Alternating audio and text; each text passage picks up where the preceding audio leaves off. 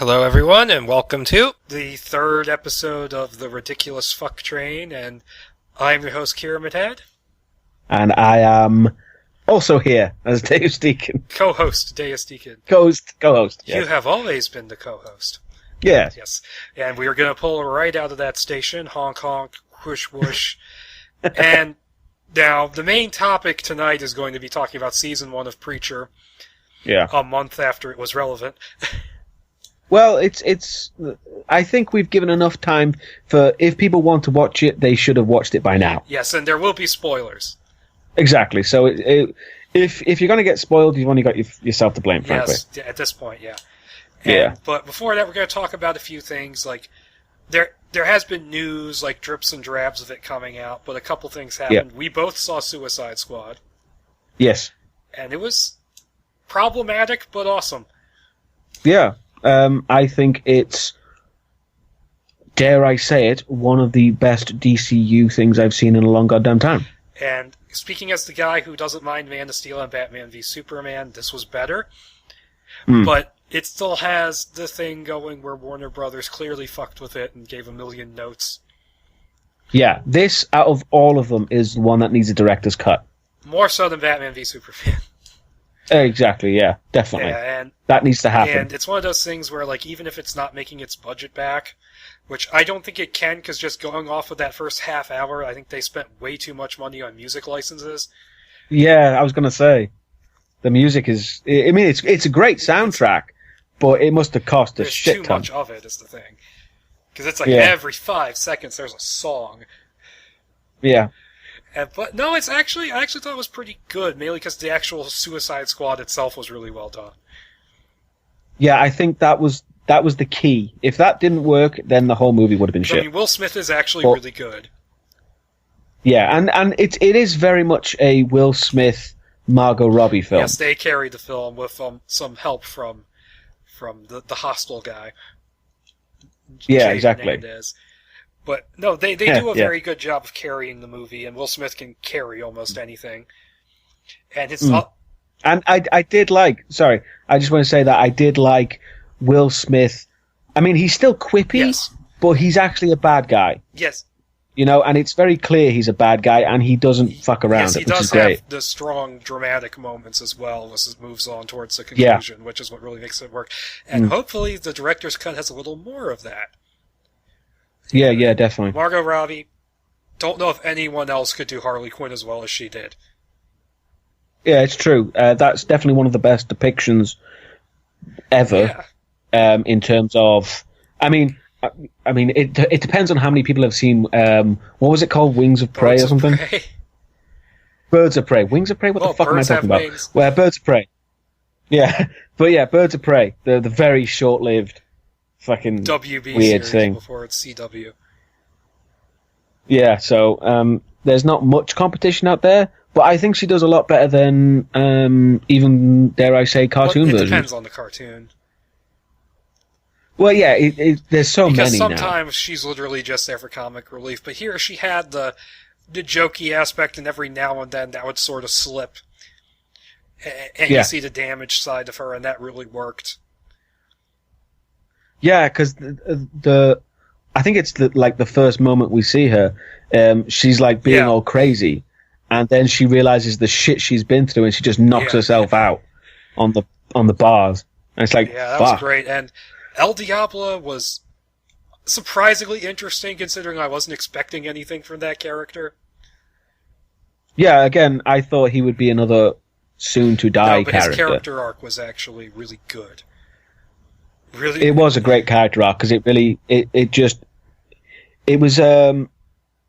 because it made him very what's the word I'm looking for, down to earth, grounded, and you actually really felt for the guy as well, which you can't really say that much for villains. But you did actually feel for the guy, and you understood that he was actually trying to better himself and become a better person. I'd argue he succeeded by the end.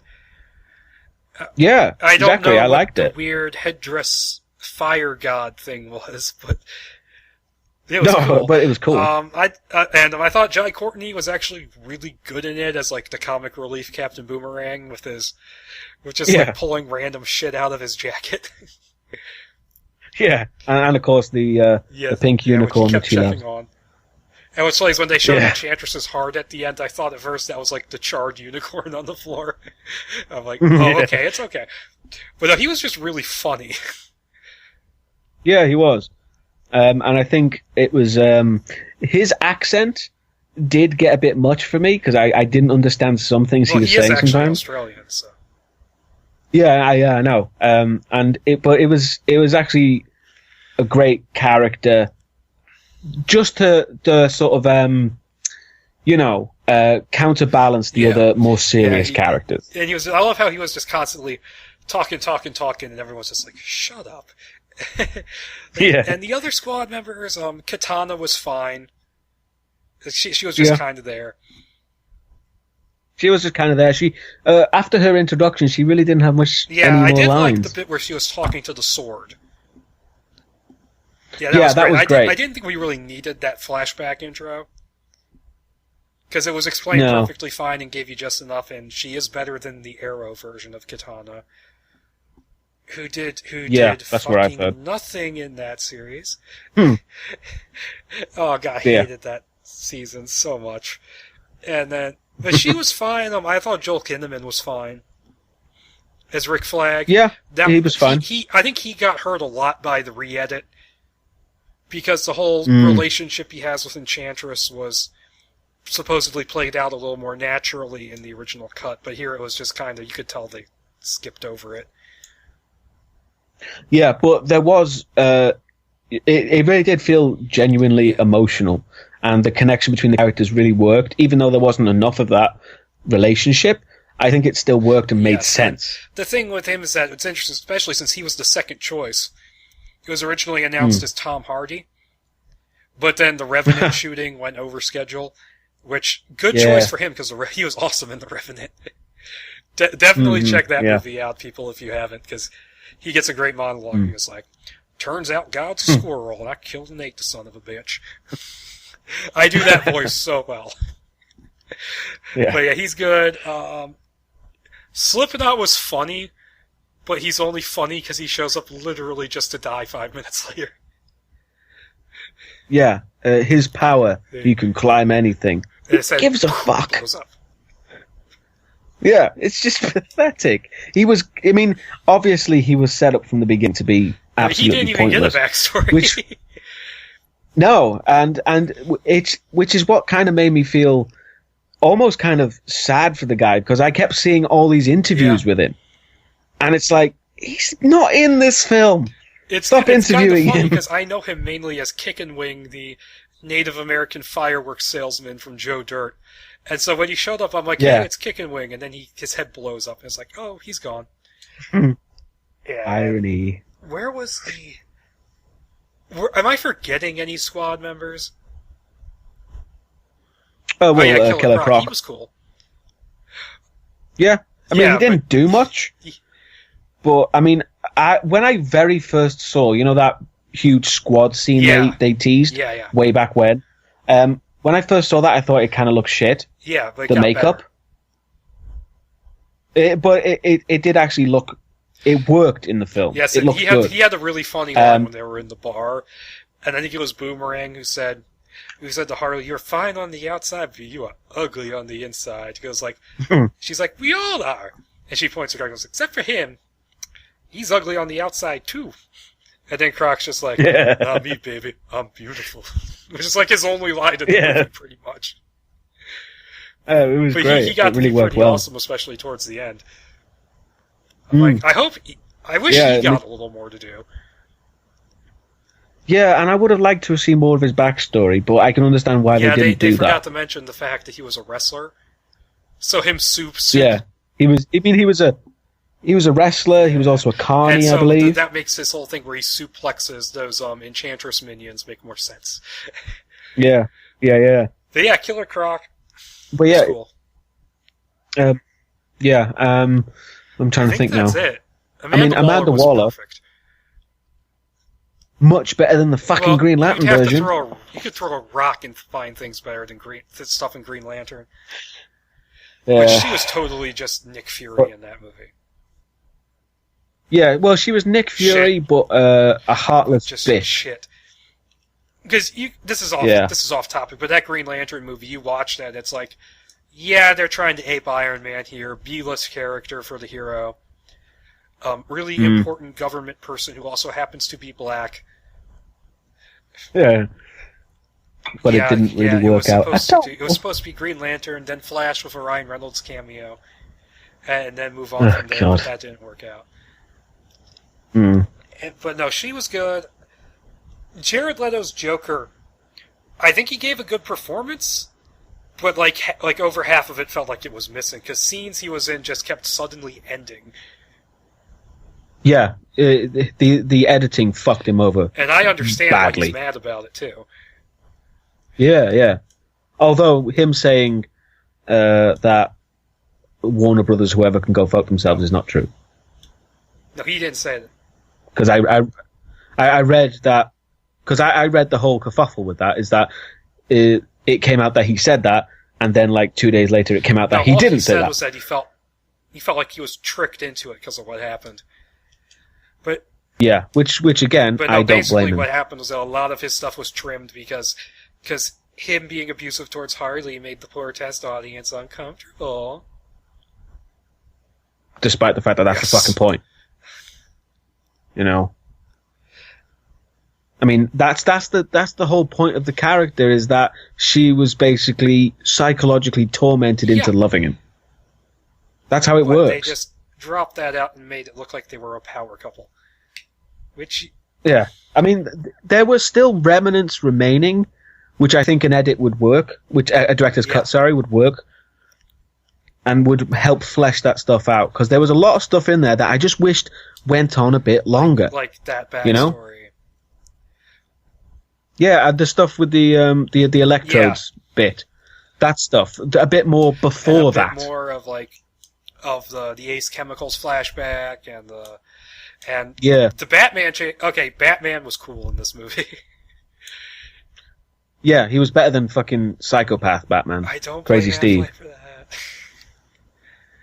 I do. No, let's blame Zack Snyder for everything, because it is Zack Snyder's fault. Snyder's fault. No, but no, I liked how he first showed up. He just appeared suddenly behind Deadshot.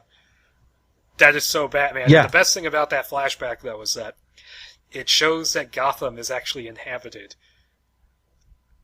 Yeah, it actually showed an actual city, working because like a city does. Of, Batman v Superman, Gotham has about half a dozen people living in it, and only 2 cops. Only 2 cops, and it's like the weird, abandoned Crow City. Yeah. So it was nice to see that. It has fewer inhabitants than Tim Burton's Gotham, which is really saying something. Well, at least Tim Burton's Gotham had people doing things other than committing crimes or stopping crimes. No, but I mean, it's like what Kevin Smith says. There's only 18 people in Gotham. But no, it was a fairly good movie on the whole. The villain plot was kind of bland. Yeah, well, the villain was, I mean, the villain's Enchantress, if you don't know. I thought she was interesting. Before she became the stupid version of it. Yeah, and then it just kind of turned into...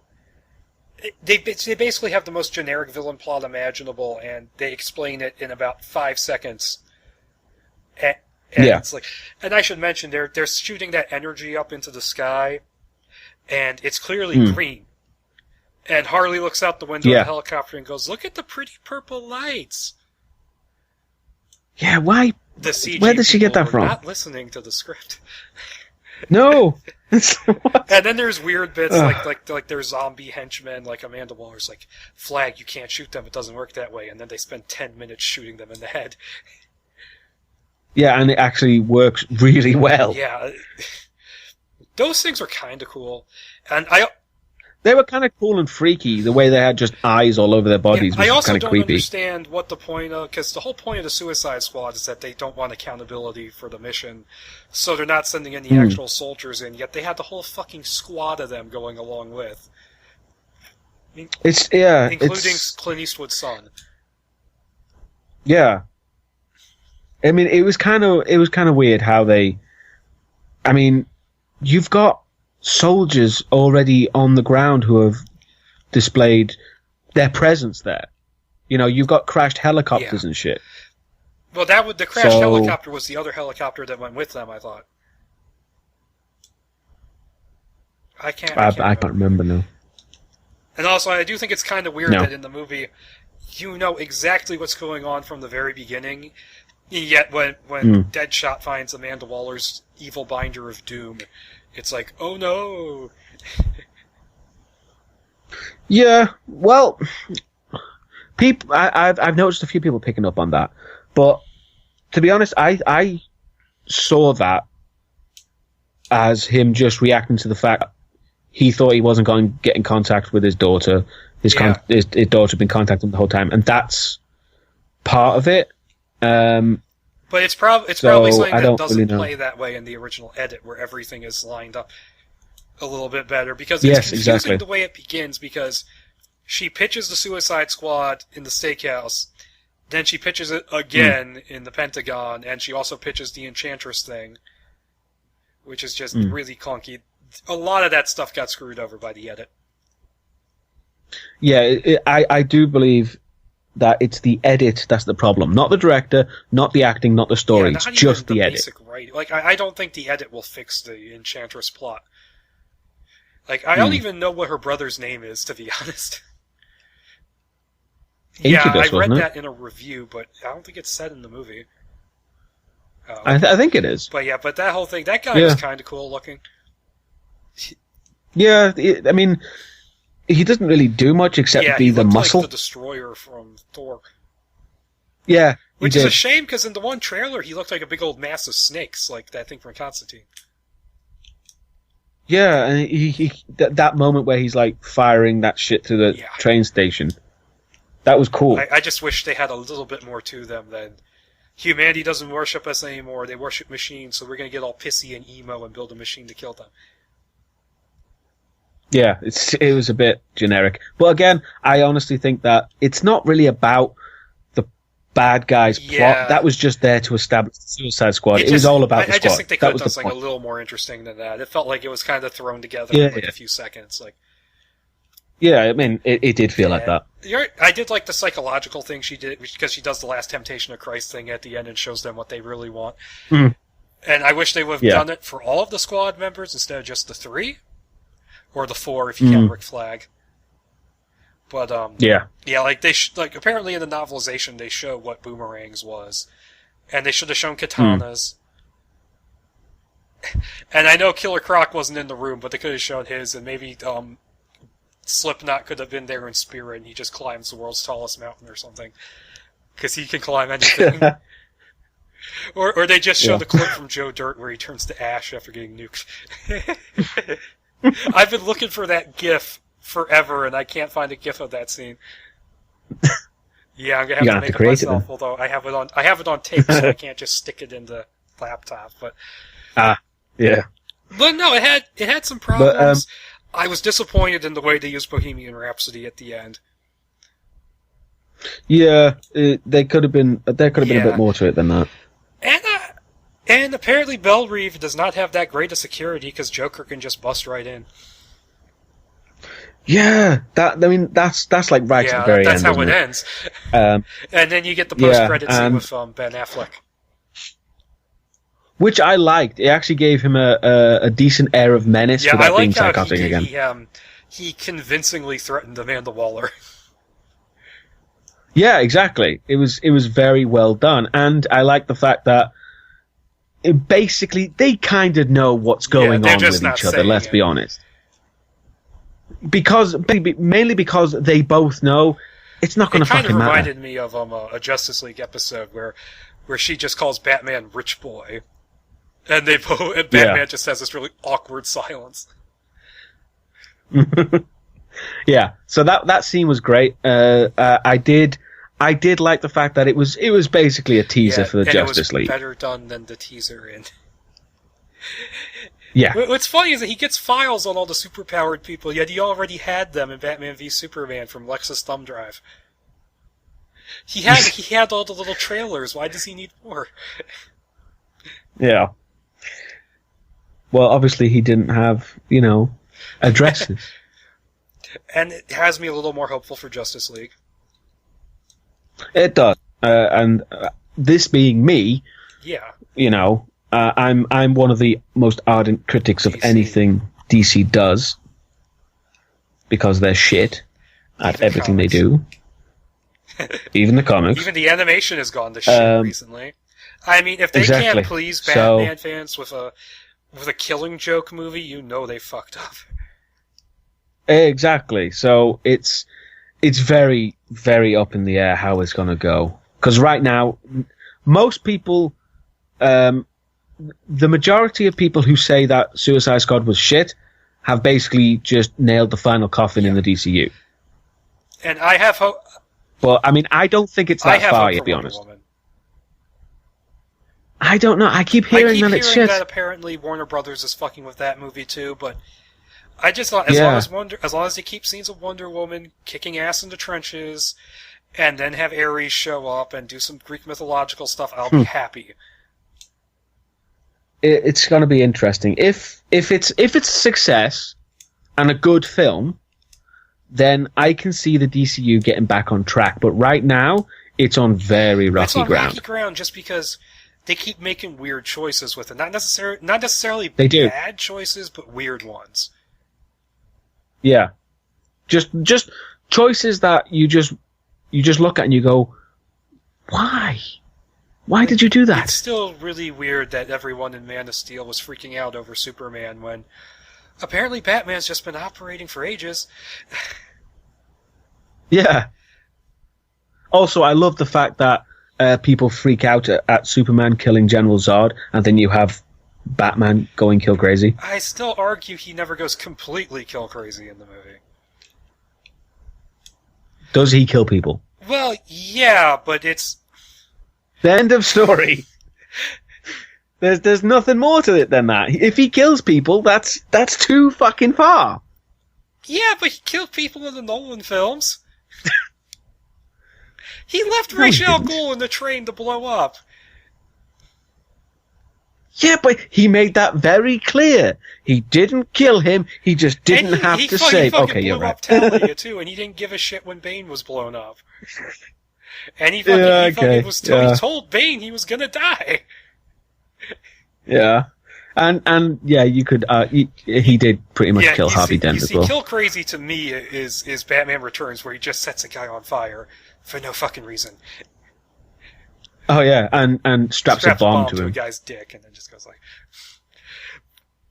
And then actually smirks at it. But the thing about Batman v Superman and the killing is that it's usually just like he's in a car chase, people are shooting at him, and he's shredding their car. And then there's a scene where he goes to rescue Martha. And then for some reason, when he shoots it's basically a choice between shooting the guy's flamethrower and blowing it up or letting her die. Which for some reason that blows up the entire building and kills all the people he just spent time knocking out.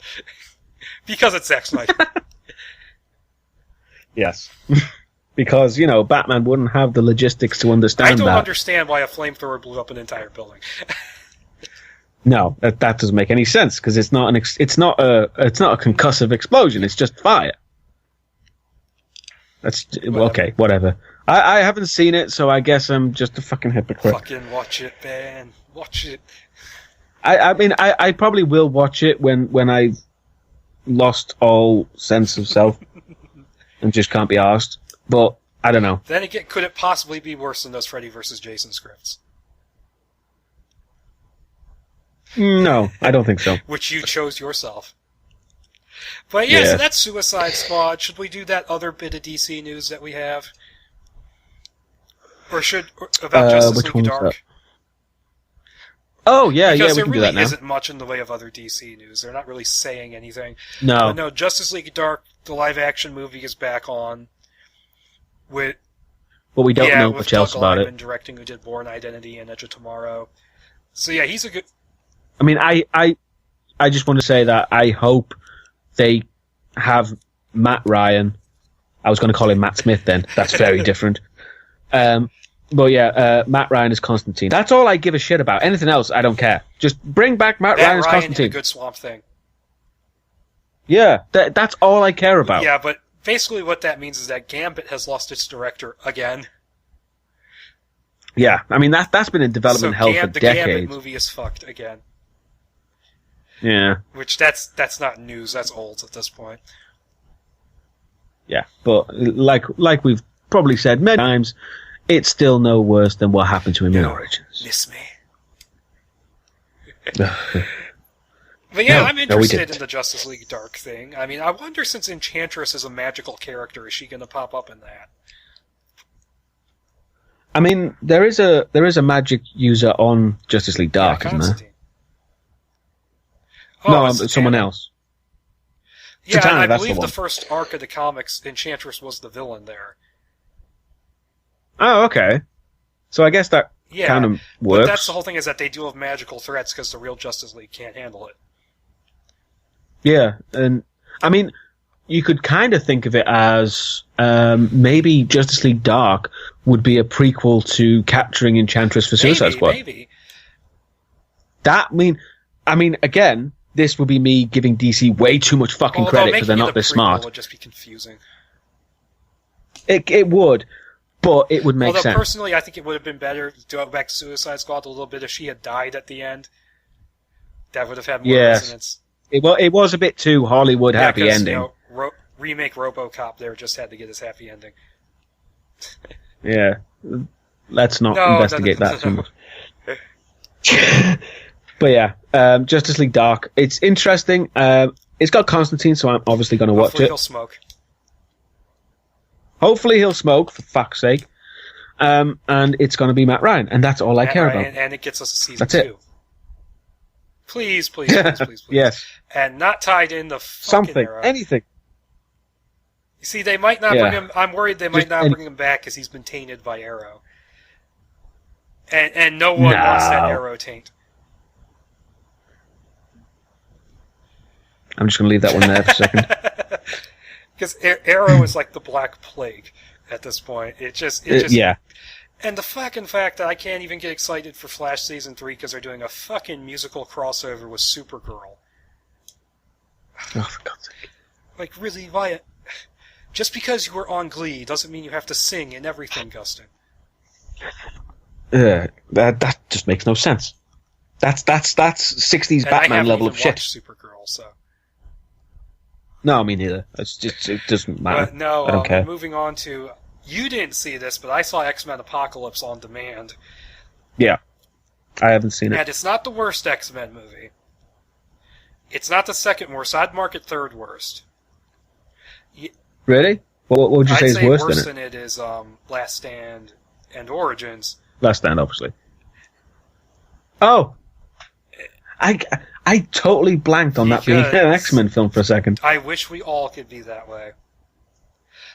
Yeah. Well, you definitely... I would definitely agree with you that those are the worst of the worst, and it would be very hard to get worse than that. It was a fairly wide margin between those two. But the thing with it is that people were saying in their complaints when it came out that it was too much of the same shit all over again. But my reaction to it was that it felt very different from them. It almost felt too different to the point where it didn't feel like the other X-Men movies to me, because it felt like it was trying to spin it off into a new direction and make it like this big globe-trotting ensemble piece disaster movie. Well, wasn't there plans to make like the team as a spin-off thing? Yeah, well, I think what they do is they also set up a new team of young X-Men, and that's one of the better parts of the movie. About. But you've also got them doing the Apocalypse thing and trying to make it like a wrap-up to the First Class trilogy, because they bring back Moira McTaggart and they bring back Havoc, and they really don't serve much of a purpose at all. Fassbender is fine. He gets the most character stuff to work with. Well, I mean, that's Fassbender. He can pretty much do no wrong McAvoy when it comes to acting. Good in the movie, but I don't buy into the character arc that the writers have said that they gave him in this, where supposedly because of these events in this timeline, he's going to be less pacifistic. I got none of that from the movie. All I got was that the film is a 2.5-hour origin story for him losing his hair. It really is, because he has a feathered mullet, and then he gets strapped to this machine by Apocalypse, and that makes his hair fall off, and that's the most significant thing to his character that happens. Right. But I'll say, I do like Apocalypse as a character in the movie, because I think Oscar Isaac is really goddamn good in the movie. Like, he's very big and bombastic, and he has a good presence to him. Yeah. Yes. He's highly dramatic gets, like, from the this trailer. great moment where he's like shooting all the nukes off into space and goes like, "You can fire your arrows from the Tower of Babel, but you cannot strike God." And I'm like, okay, that's really cool. Yeah. But as a character, it's like, he's so powerful. I don't understand why he takes so long to do anything, and why he needs all 4 horsemen, because the only one of the horsemen he gathers that he really needs is Magneto, because he uses the amplified magnetism powers for part of his whole worldwide destruction thing. But it's like, Magneto has this character thing where he's completely broken now, because he's been off in the wilds of Poland with his wife and kid, because he basically gave up on his revolution thing after he got his ass handed to him in Days of Future Past. But what happens is that the locals, they find out who he is and try to arrest him, and then because of something that happens, and like the wife and kid accidentally end up getting killed, and then he kills all of them. He like slits all their throats with a necklace, which was pretty cool. And so he's completely broken, and then Apocalypse finds him and like amplifies his powers, and there's a scene where he's just destroying the remains of Auschwitz. And it's one of those things that's so borderline tasteless that it shouldn't work. Yeah. But it does, because it's like, it's playing through all these clips of all the horrible things that have happened to Magneto in his life, that has like this really big dramatic kick to it. So I get why he needs Magneto. Yeah, I mean... Yeah. But the other Horsemen, it's like, Storm has like this character thing where she's living on the streets and she idolizes Mystique, because they set up, because of Days of Future Past, Mystique is now this legendary figure. And she wants to be this big important person like Mystique. And so Apocalypse basically gives her what she wants. And that actress is really good. So she Who's the actress? Shipp. I know her, I know her from nothing, but I remember there was a lot of really stupid complaints about her not being black enough or something. What? Fucking racism. Racism from supposedly progressive people right there, but... Yeah. And then you have Angel, who has quite a bit less of a character arc. Which is weird, because if I remember correctly, when Angel is made into Archangel by Apocalypse, I believe. I mean, that's actually quite a big deal, if I remember correctly, with his character. He has there's like a huge sort of moral thing with him. He lost his wings. But here what happens is that he's cage fighting with Nightcrawler, and his wings get slightly burned, so he can't fight anymore, and then Apocalypse finds him getting drunk, and then he transforms him to the tune of a German cover of Metallica's Horsemen of the Apocalypse, which was kind of awesome. But he does nothing, he's just an enforcer, and then do you mind if I give away what happens to him? Well, as long as your viewers don't mind as well. Close your ears. He doesn't join the new X-Men. He fucking dies. Which is very at odds with his character. And he dies in a fucking plane crash, too. Oh, for God's sake. You have wings, you dumb... And Psylocke just leaves him to die, too. But then you have Psylocke, who seemingly joins up with Apocalypse just because she can. Foretell. And she has a pretty good fight scene with Beast. And that's really about it with her. And it's really kind of a waste, because her costume was cool and Olivia Munn gave an okay performance. Yeah, and it looked pretty accurate as well. With the whole blades. On being accurate. Hmm. But no, and then she's like the sequel Hook, because she gets away. She just kind of looks like, she just leers like in this stupid evil expression at the X-Men and walks away. It was really stupid. But one of the things, like I said, I haven't seen it, but one of the things I always wanted to see when I heard that they were doing Apocalypse was I was hoping they would bring in Mr. Sinister. They imply it in the post-credits scene. Because these people show up at the Weapon X facility, and to pick up like certain like I believe they pick up Wolverine's like DNA samples, and like the case has like Essex Corporation on it. Right. Okay. So he is referenced at least. That's I don't know if that's leading into another X-Men movie or the fucking Wolverine movie. I don't know. Maybe. I have no fucking clue what they're doing. Well, the reason why I kind of wanted it is because, Mr. Sinister has kind of got a big thing with Deadpool. He'll probably be in the Deadpool sequel then.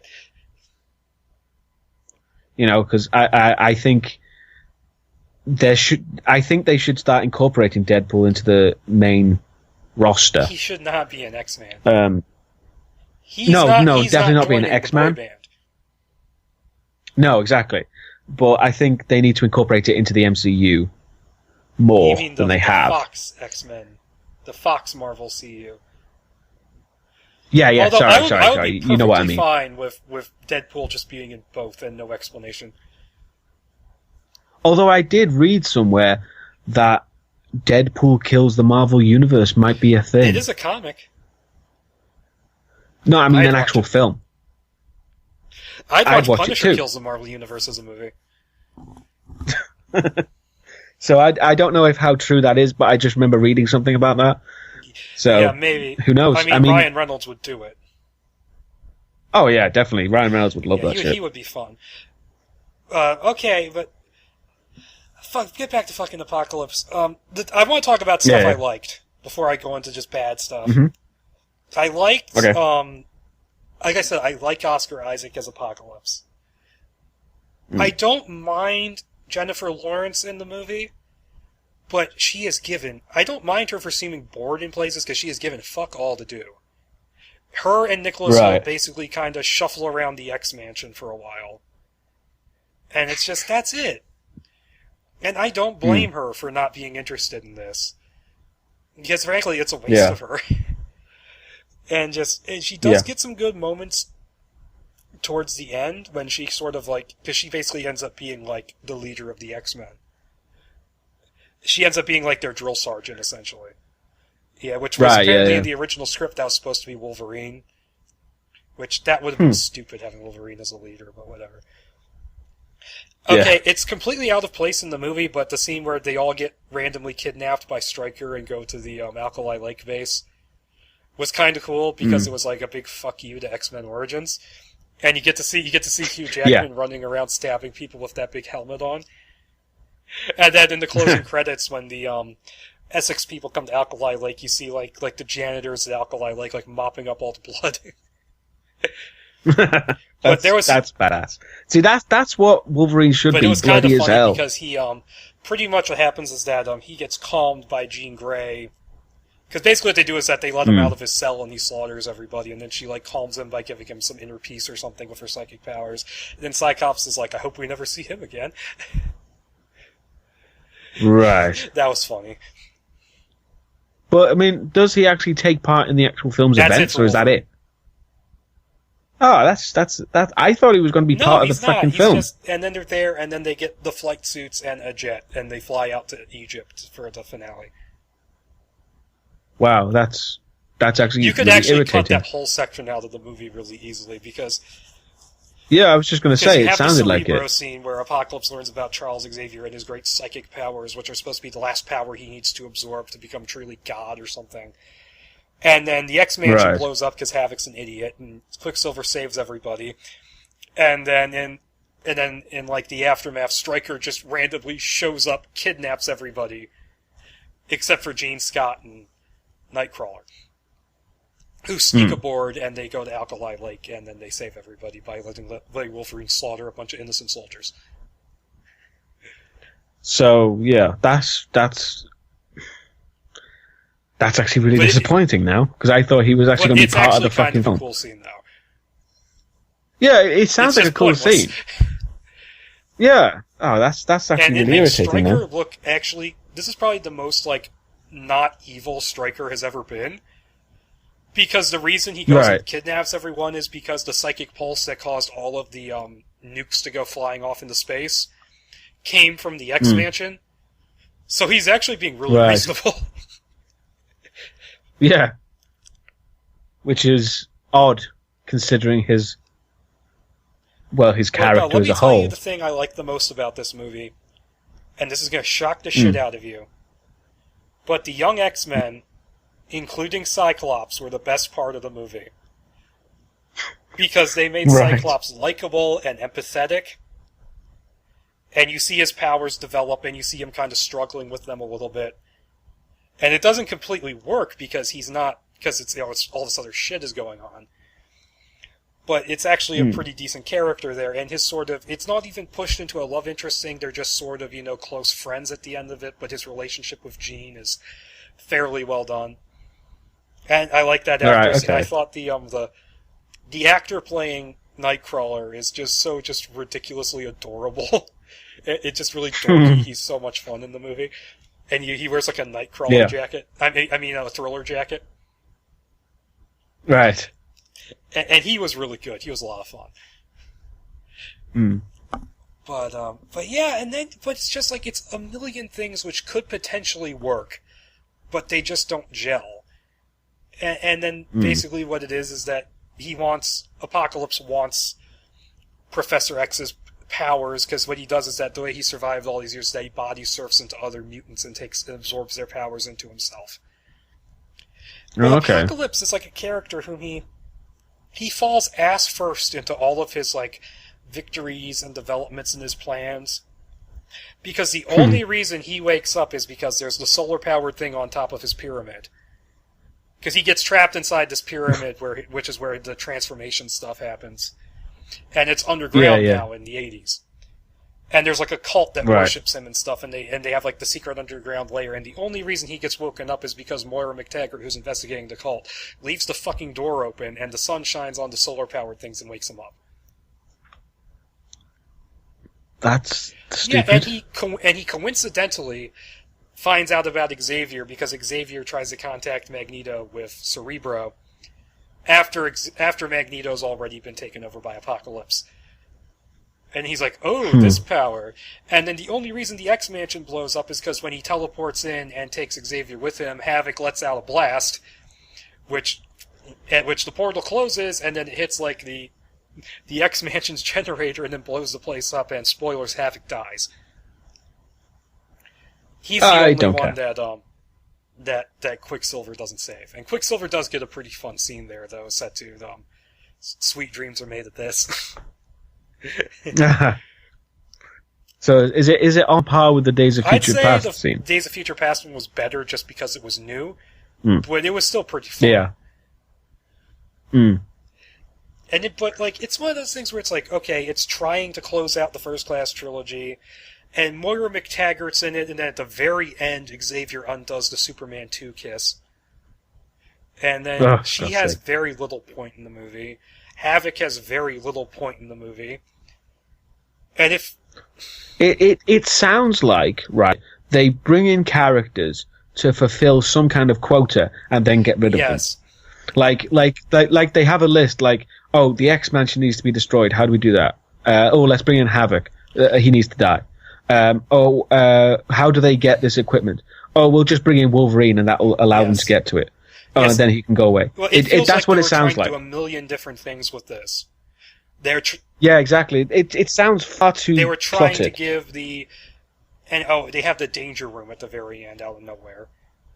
And it's like they're trying to close off the First Class trilogy, set up the young X-Men, set up the fact that Wolverine will have his adamantium claws again, which they shouldn't have needed to do if they would have left out the dumb eye flash at the end of Days of Future Past.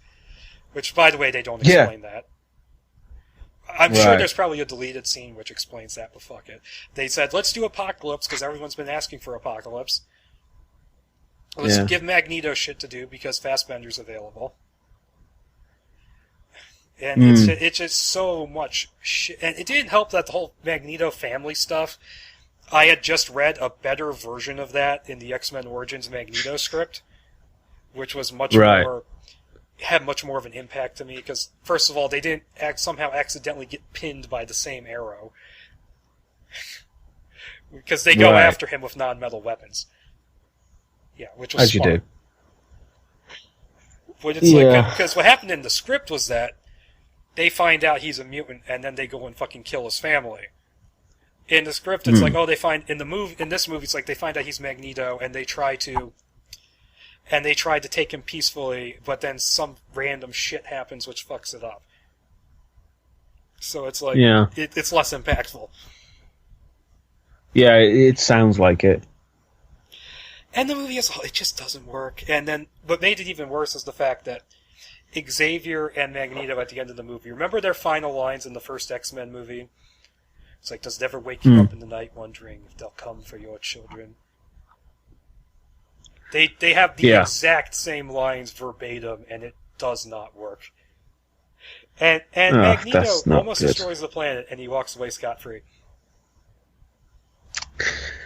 Yeah, I can see why this has not been well received. Then it's an okay movie at best. It's definitely the worst of the new trilogy. Then the worst of the new X-Men movies in general. Yeah, from the way it sounds like it goes Days of Future Past, First Class, for me personally, and then it goes Apocalypse. That would be me too with the trilogy. Well, of course, if I was doing all the new X-Men movies, it would be Days of Future Past, First Class, Deadpool, the Wolverine, then Apocalypse. Oh, yeah, I suppose. If Deadpool even counts as an X-Men movie anymore. I guess, it has the X-Men in it. It's one of those things where the stuff they set up for future movies I'm liking. I want to see more Cyclops. This is so weird. And I gotta point out the scene in the movie where, because Scott, Jean, Nightcrawler, and Jubilee sneak out of the mansion, and they steal... I don't know why a crippled man has expensive sports cars, but whatever. But they steal Xavier's sports car, and they go to the mall, and they come out of the movie theater having seen Return of the Jedi. And they're talking about the usual stupid criticisms of that movie. Like, it's not dark, blah, blah. And then Jean is just like, well, we always know the third one is the worst. It's like, don't throw stones in your glass house. You know that they're talking about is that they're saying Last Stand is the worst of the original trilogy. But you're also the worst of your trilogy movie. Yeah, it's a bit on the nose, that one. Shut up. Although, to be fair, Sophie Turner is the third Jean Grey, and I do like her, so... Yeah, from what I've seen, that seems pretty good choice. Oh yeah, Jubilee does nothing in the movie, by the way. Yeah, they cut the scene of her using her powers. Well, that's just I don't like shit. Jubilee, so I don't care. She was just there to be kidnapped anyway. She doesn't... In the original... Yeah. I was going to say, she just kind of disappears when the Alkali Lake thing happens. Right, okay. Yeah, and there's this weird thing which must be in a deleted scene because Stryker and Mystique talk to each other like they know each other. And so I'm guessing, because I'm assuming that would explain the whole Wolverine thing. Because she's doing this thing where she's saving mutants from bad situations, and then she's taking them to this guy to give them new IDs, and it's the guy who plays Zaz on Gotham for some reason. And so I'm assuming that guy kind of dicked over Wolverine and handed them over to Stryker. But it's never explained, so it's like, movie.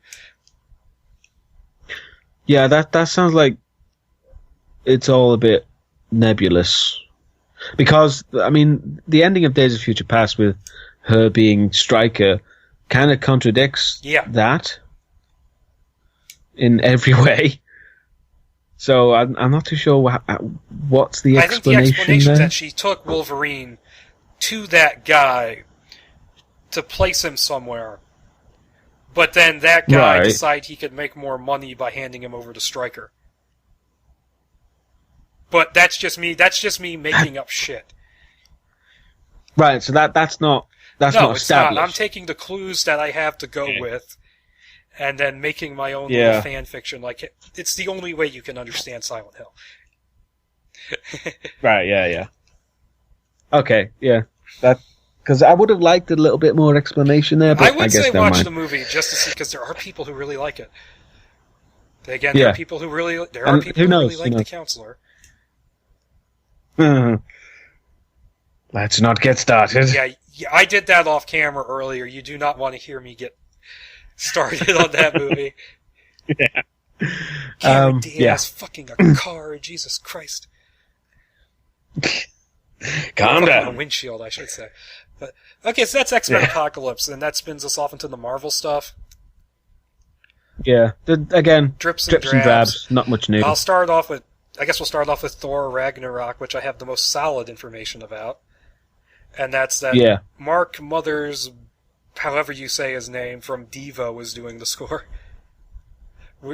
Yeah, again, it fits with the random 80s looking title card. Which I hope it's not too lighthearted, because it is the death of the fucking gods. Yeah, exactly, yeah. But, okay. From what I've heard, the problem is, right, that the only stuff I've heard about Thor Ragnarok is all the stuff with the Hulk. Yeah. That's pretty much all I've heard plot-wise, which is not great. The plot is apparently, from what I understand, it's that Loki, who's in league with the villain Hela, he betrays Thor and then sends him to the Gladiator planet, which is being run by Jeff Goldblum, where the Hulk is. Okay. So that's just... I'm so confused with all that stuff. Yeah, now. And it's apparently... And then that Hela is planning to screw over Loki and unleash Surtur and start Ragnarok. Okay. And then it ends up becoming Thor and Hulk fighting to save the day. Which I hope that's as awesome as it sounds. Yeah. I mean, from what it sounds, I don't dislike what I've heard, you know. And it sounds interesting, at least. I guess the problem is that I don't know enough about Thor to know where it would be coming from and where it's going, you know? Thor, so. I know exactly. I know the so I don't. But Marvel doesn't give a shit. But so. I mean, but like I said, for example, if they made a Captain America sequel and they said, "Oh, Hugo Weaving's back as the Red Skull," you know where that's going. But because I know fuck all about Thor, I have no idea where it could go. I mean, I guess that's a good thing in a way because you're going in it completely blind. But who knows? I don't know enough to make judgments yet because I haven't really seen anything of it. I think it has the potential to be maybe the most entertaining Thor movie. It already has the building blocks there to be better than Thor 2. Plus it's got more Mark Ruffalo, which is great. It's got Jeff Goldblum. It's got Cate Blanchett, who hopefully is like full-on evil Galadriel in it. Instead of a Dark Lord, you will set up a queen. Yeah, so it's got the building blocks of something good. Doctor Strange. This isn't true. This isn't necessarily true, but one last thing about Thor. Set photos have confirmed Anthony Hopkins is back as Odin, which was one of my biggest concerns because supposedly after Dark World he wasn't coming back. So they're going to get some kind of explanation to that fucking ending. But okay, Doctor Strange.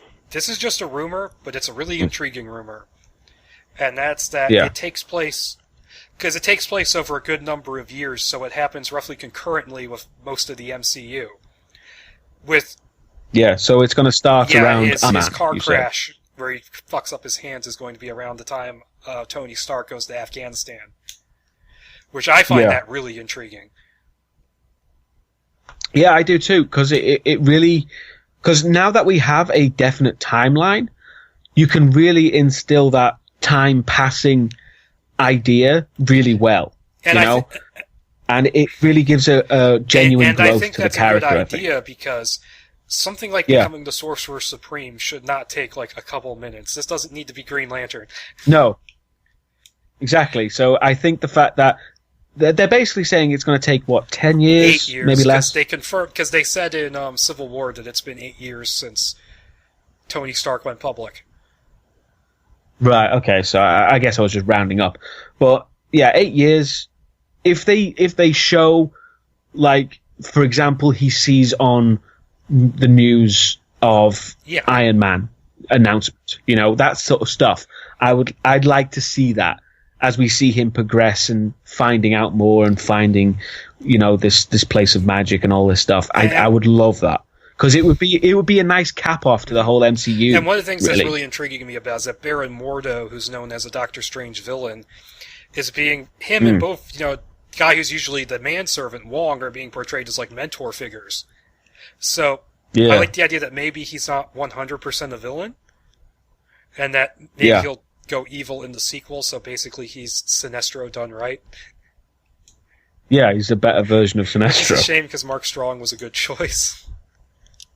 Yeah, Mark Strong worked the character well. It's just the script was absolute shite. But yeah, that has me really intrigued. And of course, I'm always down for evil Mads Mikkelsen. Yeah, and it looks, at the very least, a visual spectacle. The biggest visual spectacle of any of them. Like, definitely. So like, I'm interested to see. Okay, this is a bold statement right here, but I'd say what they've shown, just the little bits that they've shown in the trailer, are more visually exciting than anything in the Avengers movies. Yes. Oh, yeah. Yeah, definitely.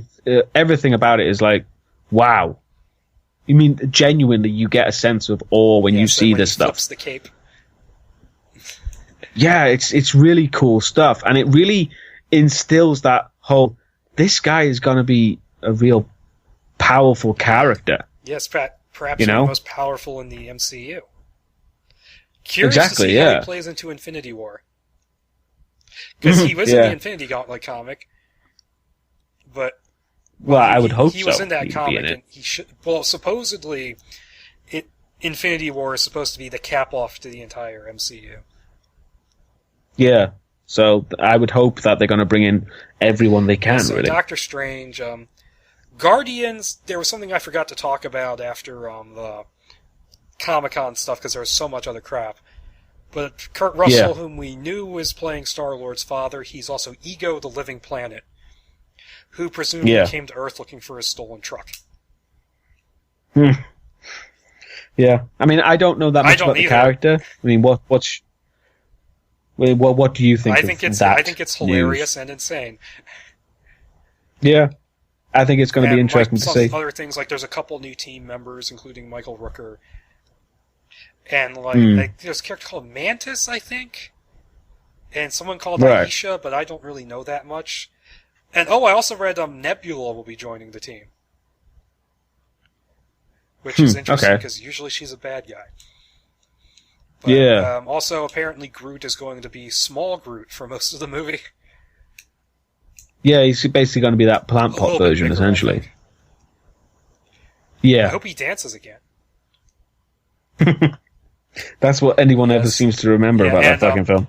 I am curious to see which of the Guardians end up in Infinity War, because Drax almost has to be. Yeah. Because he's like, it's really Thanos I need to kill. Yeah. But no, I hope Guardians of the Galaxy 2 lives up to its legacy. Yeah, it's true.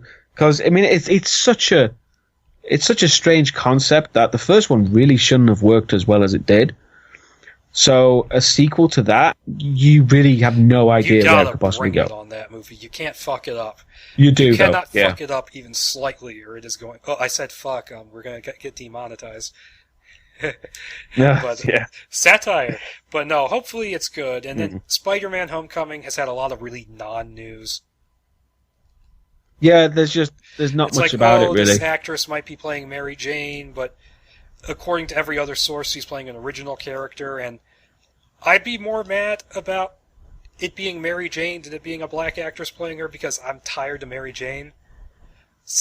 Yeah, she's Sam just Raimi's boring. movies have made me just completely allergic to that character, because she turned into such a bitch in the sequels. So it's just like, definitely. What? How about no romantic subplot? Yeah, I don't understand why there needs to be a romantic subplot. Why do they keep doing that? Is it because he's a teenager and that's what they do? With Spider-Man, this movie, they're trying to model it after like John Hughes films.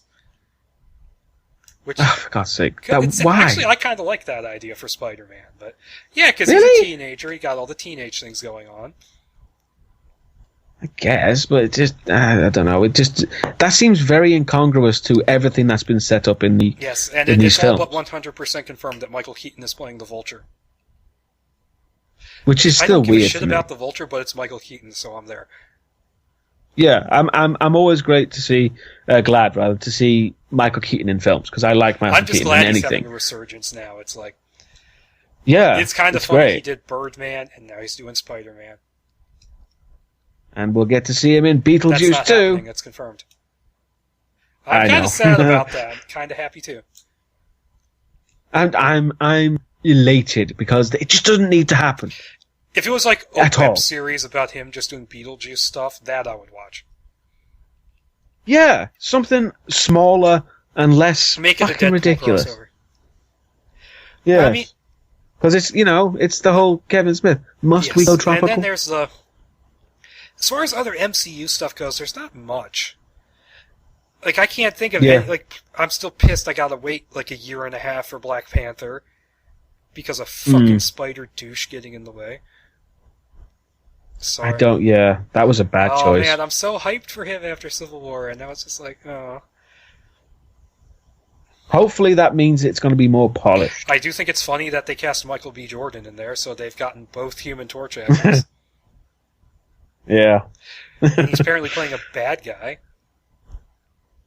Like, let me look at the cast for that real quick again, because I remember there being some people in that. Like, I mean, I know, like, you got Andy Serkis as the bad guy, and I like the fact that they're bringing him back. Well, because I always thought him in Ultron was kind of wasted, but if he's coming back as a more substantial character, then go for it. Introducing him in the movie was. Yeah. I'm talking about at the time. That's what I thought, because I didn't know anything about him at the time. Cast Lupita Nyong'o, who is in everything now, including Star Wars as Grapefruit Lady. Oh, Michonne from Walking Dead's in it. Yeah. Oh, really? I don't know who that character is going by the name. What's the name?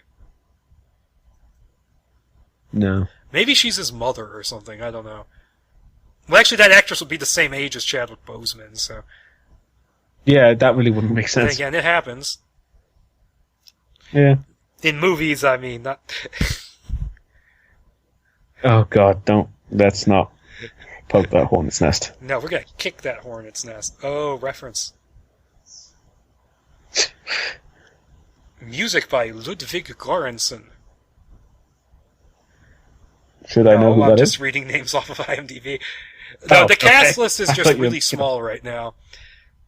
And it's being done by Ryan Coogler, who did Creed and Fruitvale Station, whom I hear good things about him, so...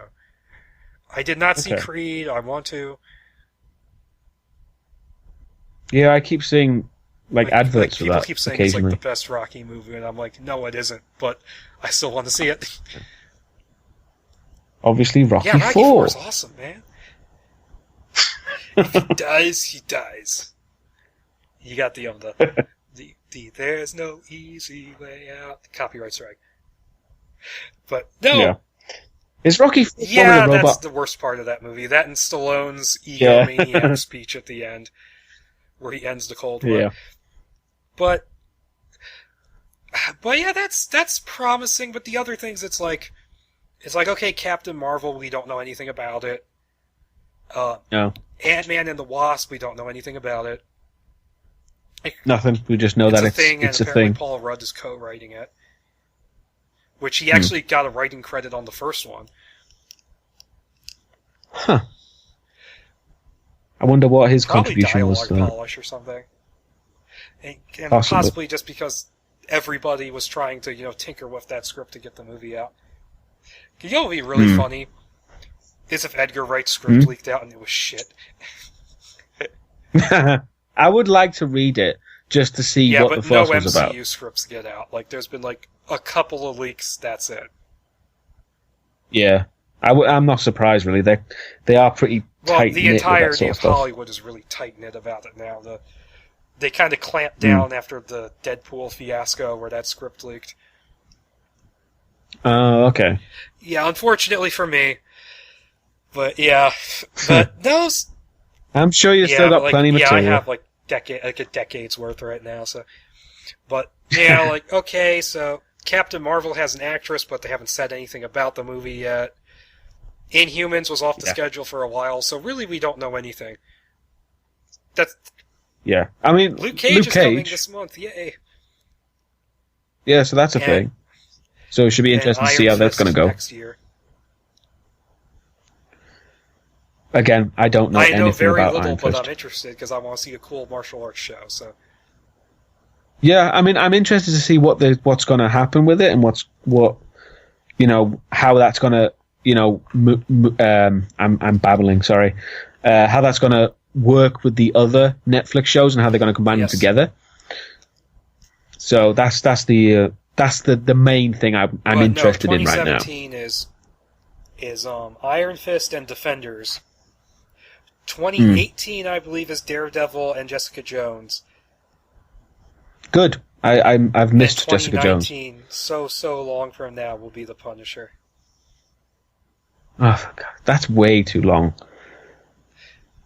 I mean, hopefully, if they've got that much time, it's going to be good. They're really going to work for it. So and who I've knows? already forgotten who the showrunner they picked for it was. I'm not sure. I know. So do you think there's any more Marvel stuff there? Like, so far, no one. So far, I still don't give a shit about Agents of S.H.I.E.L.D. Nope.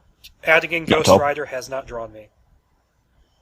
No, I couldn't give a shit because it's not even the Ghost Rider I know anyway. It's not Johnny Blaze. Oh, it's no. Ketch. I don't know. What's next on the agenda? We've got the Crow remake stuff. Which we know nothing about really, except we know nothing about the film. Only that the most likely contender for said Crow is Jason Momoa. I'd rather he play the villain. Yeah, again, it's kind of like Wicked Prayer. Well, all over again. He still would be better than Edward Furlong. True, but that's not saying much. He could actually be intimidating throwing a straw at somebody. Yeah. So, yeah, that's literally all we know. I remember that really brief period where I was actually kind of excited because they had a director, they had cast Jack Houston as the Crow. Yeah. And weirdly enough, they cast Andrea Riseborough as Top Dollar. Oh, right, okay. I didn't even know they were going to do the same sort of villain names and stuff. That's apparently who she was cast as, and I'm like, okay, this is moving forward, and then something happened and Jack Houston dropped out and it just fell apart. Yeah, but the remake's been in development hell for years. For years and years, and just... I don't fucking know. Like, apparently they're going to bring in more stuff from the comic, which I'm cool with. It kind of depends on what they're bringing in for the comics. The comic's fucking depressing. I love the comic, but it's one of those things where it's like, I want certain individual elements in there. Like, I want it to just be a random killing. No fucking conspiracy, just they were in the wrong place at the wrong time, and I want it to be like in the comic where he's still partly alive and he sees everything that happens. And that's why he needs to come back. Yeah, it's dark, it's depressing, it's gritty as all fucking hell. Those are the two far. things. I don't really care about them changing Top Dollar to a woman because he was already completely different from the comic anyways. Yeah, it literally doesn't matter at all to me. Maybe you can get Michael Wincott to play the Crow this time. That would be awesome. I can't stand him mainly because he sounds like he's smoked Marlboros since birth. I love that guy. He's awesome. I can't stand his voice, and I guess that's just me. I love gravelly voices, so it's like, I'm used to watching like the Clint Eastwood stuff and the Charles Bronson. But no, that's a movie where I was excited for it like a couple of years ago, but now it's like, no. I just want them to fucking release something now. Yeah, it's getting boring. Release something and watch it be sub-Wicked Prayer levels. Watch it be as bad. Oh, you wouldn't know because you haven't read it, but watch it be as bad as Crow 2037. I can imagine, but who knows? It's hard to say. Hell, release the DMX version with Eminem as the bad guy. Yeah. Oh God! What now? Next up, we have Hannibal, yes, Brian Fuller said that starting next year they'll be able to seriously talk about bringing it back, presumably because that's when Amazon's contract finally runs out, the bastards. Yeah, which he sounds passionate about it, which means I think it will go somewhere. I don't know if it will lead to a new season. I hope it will. I do think he's going to do something with it. What I kind of hope for is not necessarily a full season, but maybe like a couple of mini-series to like tell the storylines he had in mind. Like, I don't want a movie. I don't want a movie. No, not a movie. But I would actually genuinely like to see Jack Crawford, Lawrence Fishburne, obviously, and someone else working with Lecter while he was in prison, in the asylum. I would like to see that before season 3 stuff. Because there is a shit ton of stuff they just didn't do anything with. You know, because what was it, 3 years? Oh, you mean the middle of season 3? Yeah, where they just skipped 3 years ahead. I think that was because they wanted to get to the Red Dragon thing. Which, that was great. I know, but I just would have liked to have seen more stuff of him in prison helping with investigations. Yeah, a little more of that, and we get to see, you know, what new indignity befalls Frederick Chilton. Oh, Christ. That character just got shat on thoroughly. At first it's like, yeah, do it to that dickhead. But by the time you get to the end of season 3 and he has no skin left, it's like, I feel bad for this guy. It's like, Jesus Christ. And the fact is that he's not even the same Chilton from the movies, so you can't really say he deserved it. He deserved it at first because he was kind of a scumbag with the psychic driving stuff and wanting to catch the Chesapeake Killer without actually catching him. Yeah. Rightly pissing off Hannibal. So, yeah, but after a while, it's like. But I mean, Brian Fuller has enough things on his plate right now between American Gods and Star Trek Discovery, which I think is a stupid name for the season. What, STD? People already made that joke with Into Darkness. Yeah. Really? The fanboys who hate the movie call it STD. That doesn't even make sense, though. I don't know. Whatever. It was stupid. It's stupid. Because the anagram, whatever. I'm focusing on the wrong thing. Into is not capitalized. It's fanboy logic. It's I still stupid. have not seen Beyond, so. I have seen it actually. I thought it was a lot closer to classic Trek.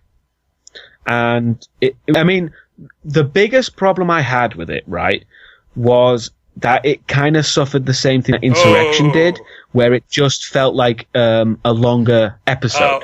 So it's not the really big problems with Insurrection. No, don't get me wrong. It's nowhere near as bad as Insurrection. It's not bad at all. It's a good film. Bad guy. No, it just felt like a really long episode, which I guess, considering we haven't had an episode in so many years, it was a breath of fresh air, and it was well written.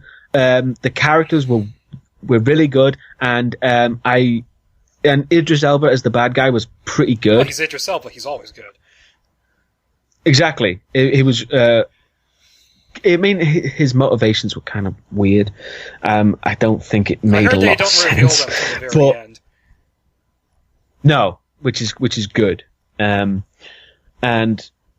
the bad guy's plot doesn't really make much sense other than I'm a bit annoyed. Look at the original series and really think about how many of those plots make sense. Yeah, exactly. It was very much like that. I love the original series, but they did some weird shit on that show. Yeah, all of the shows did. But I liked. Yeah, but like I said, I liked Star Trek Beyond. But I'm gonna go out on a limb here and say I kind of like Into Darkness. I like it too. And I liked the first one as well. Yeah, and I have no problems with this reboot universe. It all works really well. And I like the fact that the film did a sort of they did a sort of a Leonard Nimoy memorial by having Spock die. So it was actually quite sad moment in the film where it was revealed to present Spock that future Spock the guy had from died. Hannibal who swallowed his tongue. Bringing it back to topic. Yes. That was a weird cameo. So yeah, and it like I said, everything about it was kind of like old Trek TV show, but that's nowhere near a bad thing. Thing. It could be like Voyager. Exactly, and the initial scene where the Enterprise gets destroyed by a load of piranha-like ships was really fucking cool in my opinion. I need to see that, and I am just kind of happy Star Trek's on TV again. I kind of don't see the point of setting it between Enterprise and the original series, but... No, I don't see the point of that. They could have just continued with this new series, and it wouldn't have changed anything. Because this is a whole new world. It doesn't matter. TNG timeline. Because I swear the people in charge... This is so off topic, but the people in charge of Star Trek were just scared to death to move beyond that. Because it's like we made 3 shows in this time period and 4 movies, and when we get the chance to make another show, we're going to set it in the past and make it suck. Yeah, I know. It's very strange mentality, the way they're dealing with it. Well, I think the reason why it's not in the reboot universe is because Weird writes things between movies and TV. But okay, what's next after our weird Hannibal come Star Trek discussion? We have the sad news of Gene Wilder. Yes, Gene Wilder passed away. And contrary to what you might be seeing on social media, he was in other roles besides Willy Wonka. Yeah, I mean, that was a great role, but that is definitely not what he should be remembered for. He was fantastic in that. Yeah, he definitely was, but he's been in so much groundbreaking stuff and amazing comedies that it needs to be pointed out that he did other things that were on par, Blazing if not Saddles. Better. Exactly. Kid shot me right in the ass. Yeah, I mean, that is a fantastic role, and he plays it really well. And what I like about that role in Blazing Saddles as well is that he actually has, it's a comedic role, but he still brings that sadness to the character. And it's really well done. Yeah, he's amazing. Hey, boys, look what I got here. That, I mean, and again, it's, a lot of people... Yeah. A lot of people are going to think it's an offensive film, but it's not. It's not supposed to be. I mean, the whole point is that it's making fun of racism. Which you can't do now. You gotta treat it deadly seriously.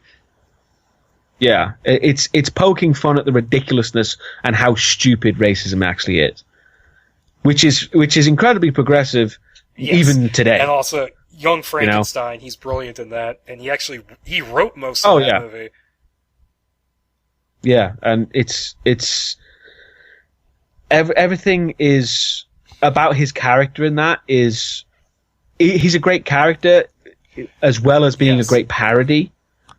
You know, yes, I understand if that makes sense, because he has his own little arc about accepting his destiny.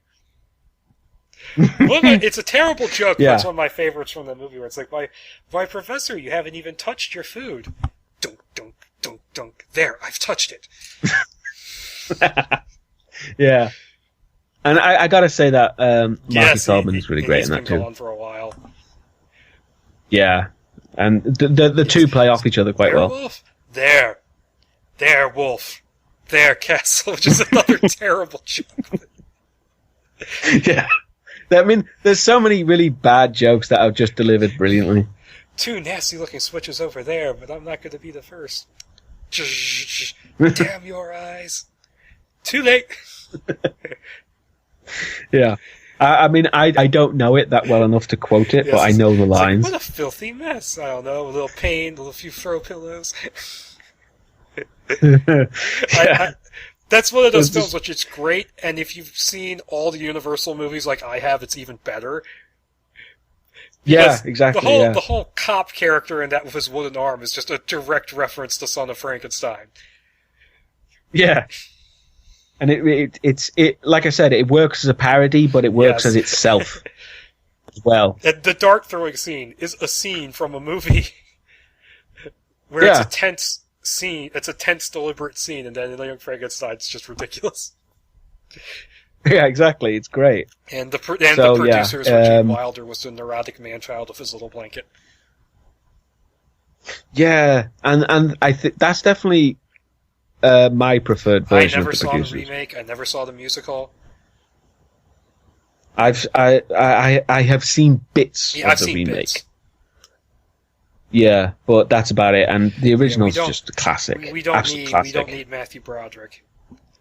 Matthew, that's a lot of fish, Broderick. Which I still maintain that was a fucking ad-lib by him in that movie. Yeah. I'm trying to think. He did. I've seen Stir Crazy with Richard Pryor that he did. Oh, We bad. He did a shitload of Richard Pryor movies. Yeah. But I think it's very clear that it's a pretty sad week for comedy. And what was kind of surprising and almost sad in a way is that a lot of people thought he was already dead. I honestly didn't know for sure. Because it had been so long since anyone had heard from him. It's true.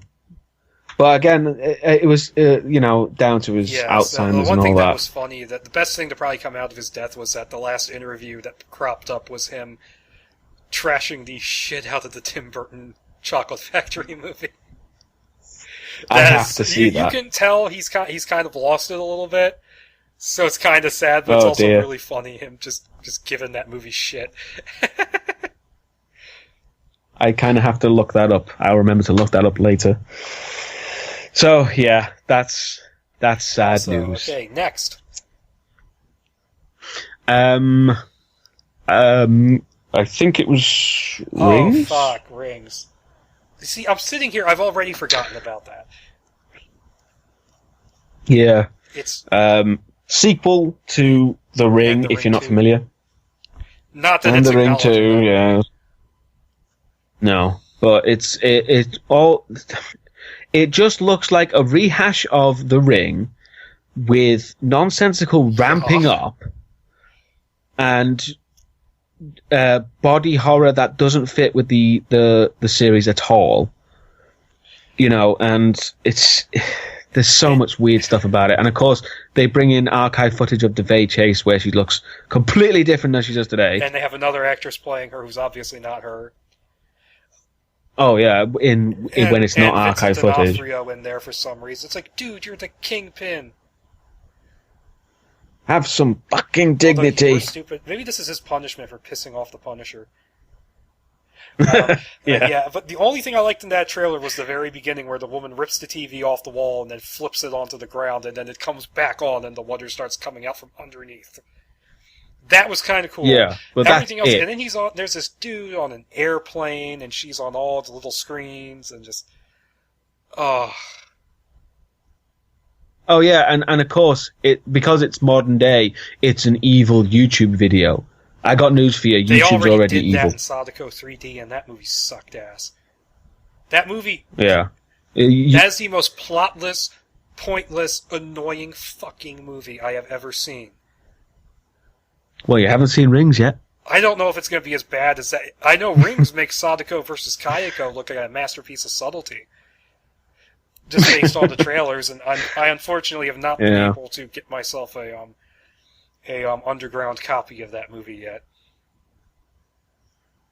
Has it? It's been released into theaters in Japan. June. Right, so it's probably going to get some kind of DVD release soon. It might take a year, but I mean, I don't know what the DVD release schedule is for Japan anyway. I'm just terrified that movie is going to be a sequel to the really shitty Ju-On reboots, which like I like the series of the original 4 movies, but fucking Christ, those reboots were just the worst things. I hadn't been that angry at a movie in a while when I watched those 2 films. are so fucking pointless. And just, if it's a sequel to that, and a sequel to if Sadako in Sadako vs. Kaiko turns into a fucking grasshopper Sadako, I'm just quitting. Because that happens. There's like 6 grasshopper Sadakos chasing one of the main characters around the Sadako 3D, and it's a ripoff of the kitchen scene in Jurassic Park. Okay. See, this is what you have to look for. That sounds like a parody. What you have to look forward to review someday. Someday, maybe. I don't know. I was smart enough not to request this. Yes, because I'm pretty sure you'd be dead. Like, what, not even after Freddy vs. Jason and Castlevania? Oh, yeah, because that was a nightmare of my own creation. Castlevania. And I paid you back by picking the I Am Legend. Exactly. But yeah, back to the actual trailer itself. It does. It doesn't look like anything interesting. It just looks like modern horror tropes with the original Ring and nonsensical ramping up of the peril that they like to do in sequels. Stuff to the background mythology, which was already stupidly convoluted by the time of the Ring 2. I mean, the Ring 2 made it bad enough. With those 2 movies, it's like, we can't say she has psychic powers, so we're going to be really, really vague about it. Yeah, and then her mother had dreams. Has a pointless subplot. Dreams of the ocean, which means something to do with the afterlife. You piece of shit movie. Yeah. Just say she's the child of a water demon. It's not that complicated. Oh no, they don't want to look stupid. We don't want to have ESP in our movie. Which would have been fine, and I didn't mind it. And The Ring, the original The Ring, American version, I mean, is a good film. It's an incredibly well-made movie. I mean, everyone likes to say that Western versions of Japanese horror are shit, but that's actually really good. And one of the rare ones, because a lot of them are shit. A lot of them are just really uninteresting shit. Like, I saw I haven't seen the original One Missed Call, but I saw the American version. It was just... It sat there and did nothing. Yeah, it's shit. And it has, what the fuck's the main character's name? The actress. Yeah, she just seems to be in a lot of shit. I liked her in A Knight's Tale, I'll say that much. Because I remember her being in things like... she was in The Order, I believe it was called. That was the cast reunion of A Knight's Tale. Because had Heath Ledger, Mark Addy, her, and the same director. Yeah, I mean, what's weird is that it's either called The Order or The Sin Eater. Sin Eater's a better title. The Order. It is. The Order makes it sound like. But that's another film that's been like fucked over by so much editing shit. I remember thinking Peter Weller was awesome. Peter Weller. He was great in that. Yeah. The Order just makes it sound like a spin-off of Silent Hill. Silent Hill Revelation. Although, I should say, if anyone's interested, I will actually be looking at the Sin Eater. Ooh, is that the... Not soon, but I will definitely look at it, because I've got stuff to say about that film. I've got you backlogged with my requests. Yeah, exactly. You're going to get sword and sorcery constipation from all the research you're doing. Yes.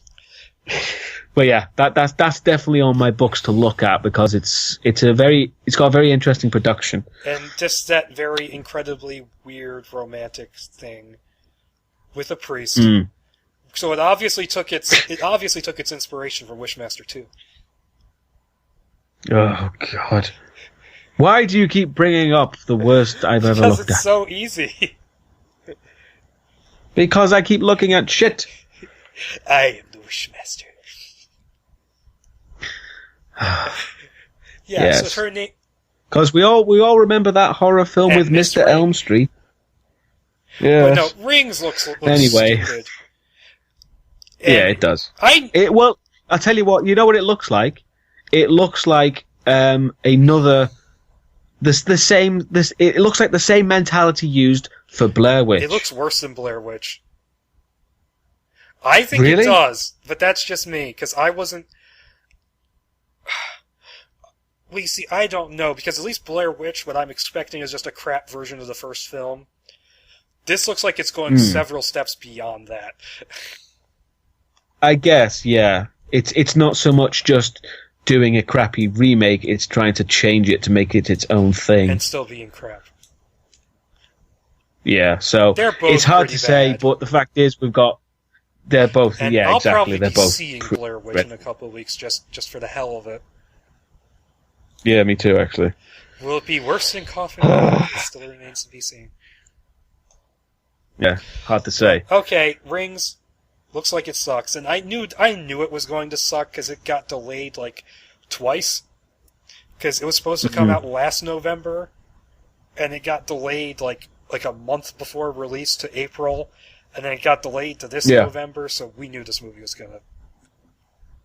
Plus the fact that nobody seems to be talking about the fact that it's just got the same name as that shitty short movie they did before Ring 2. I liked that short film. I thought it was better than Ring 2. I don't know. It's. I could go on about it, but I don't really want to continue going on about the Rings stuff. Rings looks like shit. It does. Let's just leave it at that. Around your fucking toilet that you want to scrape it off. Yeah. Pretty much. Yeah. So I think we're done with that. Okay, what's after Rings? Small amount of Batman news. Oh yeah, Batman news. Apparently Deathstroke is going to be in the Ben Affleck Batman movie. Well, there's conflicting reports that it's either Black Mask or Deathstroke as the main villain. Well, they actually showed Deathstroke. And if... Well, have they not shown Black Mask? Oh, no, that might have been from Gotham. Black Mask was on Gotham and he was shit. No. That's right. But they have said that if it's Black Mask, there will be Harley and Joker stuff. I hope Jared Leto gets to be in, not necessarily as the main villain, but he gets to be in the Batman movie and just gets more to do.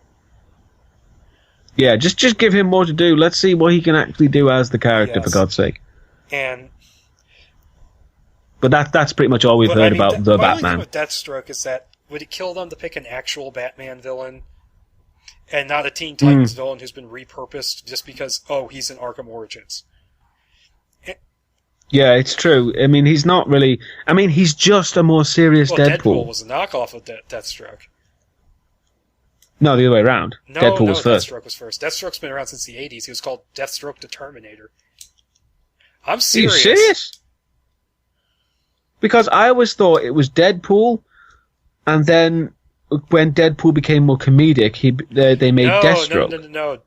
Deathstroke became really popular because, 90s gritty thing. And then Rob Liefeld created Deadpool as like a response to that. Oh, okay. Now that makes more sense, yes. Because Liefeld didn't create Deathstroke. That's where I'm getting confused. Sorry, yes. That's my fault. Yes. You're correct there. Sorry. He was called the Terminator for the first few years of his existence. And then the actual Terminator movie came out, so they phased that out. Yeah. Well, I mean, in that case, then Deadpool is a clear parody of Deathstroke. He's called Slade Wilson, for Christ's sake. Slade Wilson is Deathstroke's name. Which the parody's name sounds more real than the original. It does, yeah. So I was incorrect on there, as much shit as I give Arrow, Deathstroke was actually pretty cool in it. Who played Deathstroke in that? Who was the Pale Orc in The Hobbit. Yeah, he was actually pretty good on the show, and then he got dicked over in season 3, where he got his ass kicked by Oliver Queen's little sister. Right. So, which seems to be the main theme of season 3 is that everything is shit. Yeah. Except for like the Flash crossover, which was pretty cool. But not the Constantine crossover? Or was that season 2? Oh, okay. That was actually okay. It just was in the middle of a bad season. Yeah. It was the best episode of that season, but... And I would watch that if it didn't have so much plot to do with previous episodes. Say just watch it, because you're not going to watch Arrow anyways. So. But okay, what's after that piece of Batman news? Well, I wanted to talk about Guardians. Yeah, go on. I have nothing to say about this. Yeah, because you haven't even seen the trailer. If you're not familiar, there's been a new trailer. I wonder if I can find the. Don't bother with never it mind. now. But but essentially it's Russia's take on the Avengers. Now I know a lot of people are going to go, Russia, no, but bear in mind that their movies have, for the most part, been okay. Daywatch was shit. Nightwatch, sorry, was not too bad. But yeah, and this looks like a very gritty, dark kind of take on the Avengers because, I mean, from what I've seen, the team is a guy with the most curved swords ever. Makes me think he's overcompensating for something.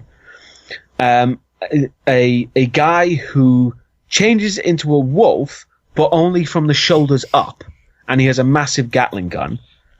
A woman who can turn invisible. Nothing new there. It's Foxhound. Basically, yeah. I'm trying to think. There was one other. It doesn't really matter. No, it doesn't. But yeah, it looks interesting. Of course, the plot is a bit weird, as Westerners would think, because the bad guy is trying to destroy Russian government, and I'm like, good. Then the plot twist. The government shit was all planned by Putin from the beginning. Mwahaha. Yeah, so something like that. But it looks interesting, and apparently it's set during the Cold War, and something like that, I think. But I don't really know much about it. But I've seen the trailer, and the trailer's cheesy as all fucking hell. But it's interesting. I give it a watch if you can find it. It's literally just called Guardians. Okay. It's very difficult to find, considering Guardians of the Galaxy. Okay, so moving on to the main event, and that's our discussion of Season 1 of AMC's Preacher. Yes. Which, like we said before, there will be spoilers, so... If you haven't seen this yet, go to AMC.com, watch the season, because it's still showing there. Yeah. Well, in the US. You gotta go to Amazon Prime. If you're not in... Yeah, it's Amazon Prime as well if you're not in the US. Which is unfortunate, because Amazon Prime is dog shit, but... Yeah. Damn you, Hannibal Killers. It's better than nothing, though, I guess. Yeah, but... And we talked about the pilot way back, and we would have been able to talk about more, only it had that weird scheduling thing where they skipped a week. Yeah, they skipped a week, and then we just decided we might as well just do it all in one go. Yeah, and then we recorded the Comic-Con stuff, and it was like a few days before the finale, and I was gonna have to miss the finale because I was going out of town that week. Yeah. And that's the first thing I did when I got home was load up the AMC page and watch Preacher. Yeah. And it was so it was just scheduling troubles, really. Yeah. And I figured I don't want to wait a whole other week to record all this Comic-Con shit. So, because exactly. I want to rant about Blair Witch now. So Season 1 of Preacher, really damn good. I would say amazingly good. Yeah, yes. Almost. Definitely one of the best comic book to TV adaptations in a while. I'd say so too, and I'm a huge fan of the comic. And this is very different from the comic, but it's so good I don't care. Yeah, and I think even when it's different, it still remains in the same tone, in the same universe, in the same atmosphere, which I think is what's important. Yes, it has very much a similar tone and feel to it. It's not as overtly cartoony as the comic gets, because the comic can get very, very silly. But it still has that same sort of atmosphere of just silliness to it, but with a darker I think edge. when it does get silly, it keeps it grounded in the universe it's in, so it doesn't leap off into cartoonishness. Yes. It stays comedic within the world of seriousness, which actually makes it funny. It makes it work. It takes the characters seriously, even Arseface, which is amazing, and it works. It does work really well. And it's interesting as how it really, talking about the adaptation, it really only takes you up to 3 issues of the comic. And even then, technically, it's takes place before the entire comic whatsoever. In a way, yeah. It's often its own tangent universe. Yeah, exactly. And but for the most part, everything that happens in the show basically takes place before the first issue of the comic, with a few exceptions of some things here and there. So I think that's what's key. Big exception is Odin Kincannon. Exactly, yeah, that's what I was going to say, is that Odin Kincannon is... Well, he's gone. Let's be honest. He's not in the show they did anymore. Everything they could with him, and I'm fine with them transplanting him, because that storyline that involved him in the comic was basically just a sidetrack, where Jesse went off and became the sheriff of a small town and had to deal with the cartoonishly racist meatpacking guy, who's been a paid member of the Ku Klux Klan since 1945. Right. So yeah, they just basically made they made him more central to the plot around Anvil, I guess. They put him in Anvil. Whereas in Anvil, you never really give a shit about it in the comic. It's not even there, and then it's gone for the most part. Yeah, and everyone there is kind of an asshole, and that's basically just about. And Jesse's already broken and lost all his faith by that point. And whereas what this is that it's setting up this sort of situation where you're getting to know the people in the town, and getting to know Jesse and what's going on with him. I feel like his character arc is a little bit clunky towards the end, because I feel like his whole going from trying to be the greatest preacher ever to being like, man, fuck this God shit, was a bit like a light switch going off. I think it would have helped if he had at least another episode with that transition. Because it is just literally like the snap of his fingers, and he's done. As soon as the siege on the church episode happens, it's like he's just tired of it. And they actually did give him good reasons, like with the whole Arseface thing, him actually sending Arseface to hell. I never quite bought what the shift between old Jesse and this Jesse who's trying to be the good man thing, and I never quite bought why he would give up on the whole be one of his promise he made to his father about being one of the good guys. I feel like that could have been handled a little bit better. Yeah. I think a lot of it was... because they had to sacrifice certain plot points to get to the main plot. You know, I think if they had more episodes, they would have gone into episodes. It. That's it. Yeah, exactly. So maybe that was it. Because we don't know, the true nature of his father and what he meant yet, which we will have to learn about later in season 2. Oh yeah, that's definitely going to be coming up. Yeah, that has to be coming up. The mysterious bald man who is not Charles Xavier post-apocalypse. We'll have to learn about him too, because he's an incredibly important figure in the comic. Yeah, I mean, does he have his own arc? He has he's one of the main bad guys. Right, so he is. Yeah, he's big, and he even gets he got an entire Preacher one-shot for his whole backstory. Okay. So kind of like Papa Midnight. Sort of. I haven't read that story yet. Actually, in Hellblazer. So. Yeah. A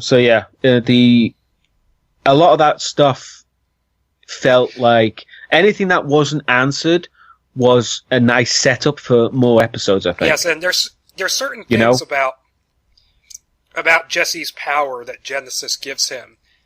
And there's certain things about Genesis that are never explained, like why was it going from host to host? Why? Yeah, and why did it not blow him up like everyone else? And I feel like we will learn that later on, because Jesse only learns the barest essentials of that at the beginning of the comic, and then later on there's an arc where he meets somebody who knows certain things and tells him about it, so it gives him more details. That's delightfully vague. I'm trying to be vague because I don't want to, because it's kind of an interesting scene. Yeah. I want to be vague just because, especially about future arcs in the comics, some of that stuff is going to come back around in the TV show eventually, and since I don't know how they're going to do it, I don't want to say anything. Well, I think you'll be safe because they will be writing the show from the perspective of someone who knows the comics, so they know people might know what's going to happen, so it should be fine. I just don't want to give away any huge things. That's fair enough, but I don't think it's. I'm just being cautious. You know, I'm. Yeah, I know. I'm pragmatic. The earth. I know. And like, exactly. I don't really care about spoiling the King Cannon storyline because they've already done it. Yeah, I mean it's all done. There's nothing you can spoil now. And they even did a version of the Meat Doll. The Meat Baby was awesome. It was fucked up. That's another one of those things where it's a character where they build them up and you get sort of a feel for the characters and you change your perspective on them entirely. Because King Cannon, he's just this sort of nasty little man. And then you find out his backstory with the... First of all, I didn't know what the hell Vail was when they flashed the name up on the TV. It's apparently a skiing place in Colorado. But then his family died in like the ski lift accident. And then you see him just like with the intestines all over him, like that's like, fucked up. Denounce him, preacher. And it's like, okay, I get why he hates the church and wants to bulldoze it over now. I completely get him now. And of course, Jackie Earle Haley plays it amazing. And I just love all the different shots of him standing on stuff.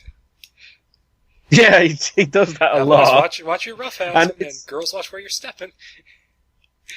Yeah, and there's so many great moments that show just how much he doesn't really give a fuck about anything that's happening.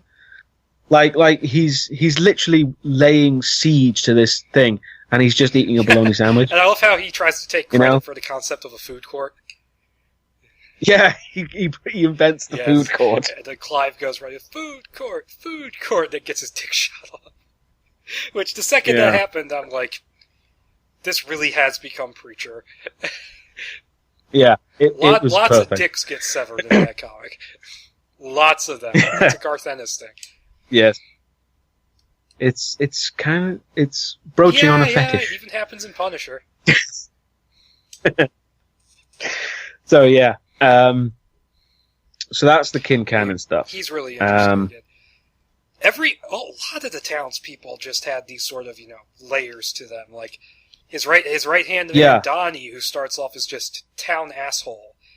And at first you think at the pilot, he's the abusive husband. But then you find out it's just this kinky sex thing he has going on. Yeah, and they actually become like this weird duo of. And eventually you hatred. find out that she's really the dominant one in the relationship, which was totally unexpected. Yeah, and he actually ends up having kind of sort of a likable relationship with his kid. Yeah, it's such a weird thing because it's set up so obviously, and then they just completely run with it and change it and make it something and then the more thing that real. Also worked is that when Jesse used his powers on him, you see just kind of how that fucks with his head. And how he can't shake what happened to him until he does something about it. Yeah, and it's. I think his character was affected by Genesis more than anyone else. Well, aside from the guy who cut his own heart out, and they never addressed that, by the way. No, it just happens, which is kind of a shame. I was kind of hoping more fucked up shit like that would happen. If the series continues, something like that will happen. Oh, they left I'm out sure the thing to happen to the sheriff. Oh yeah, I know that one. The way the sheriff was written, that was another surprising character.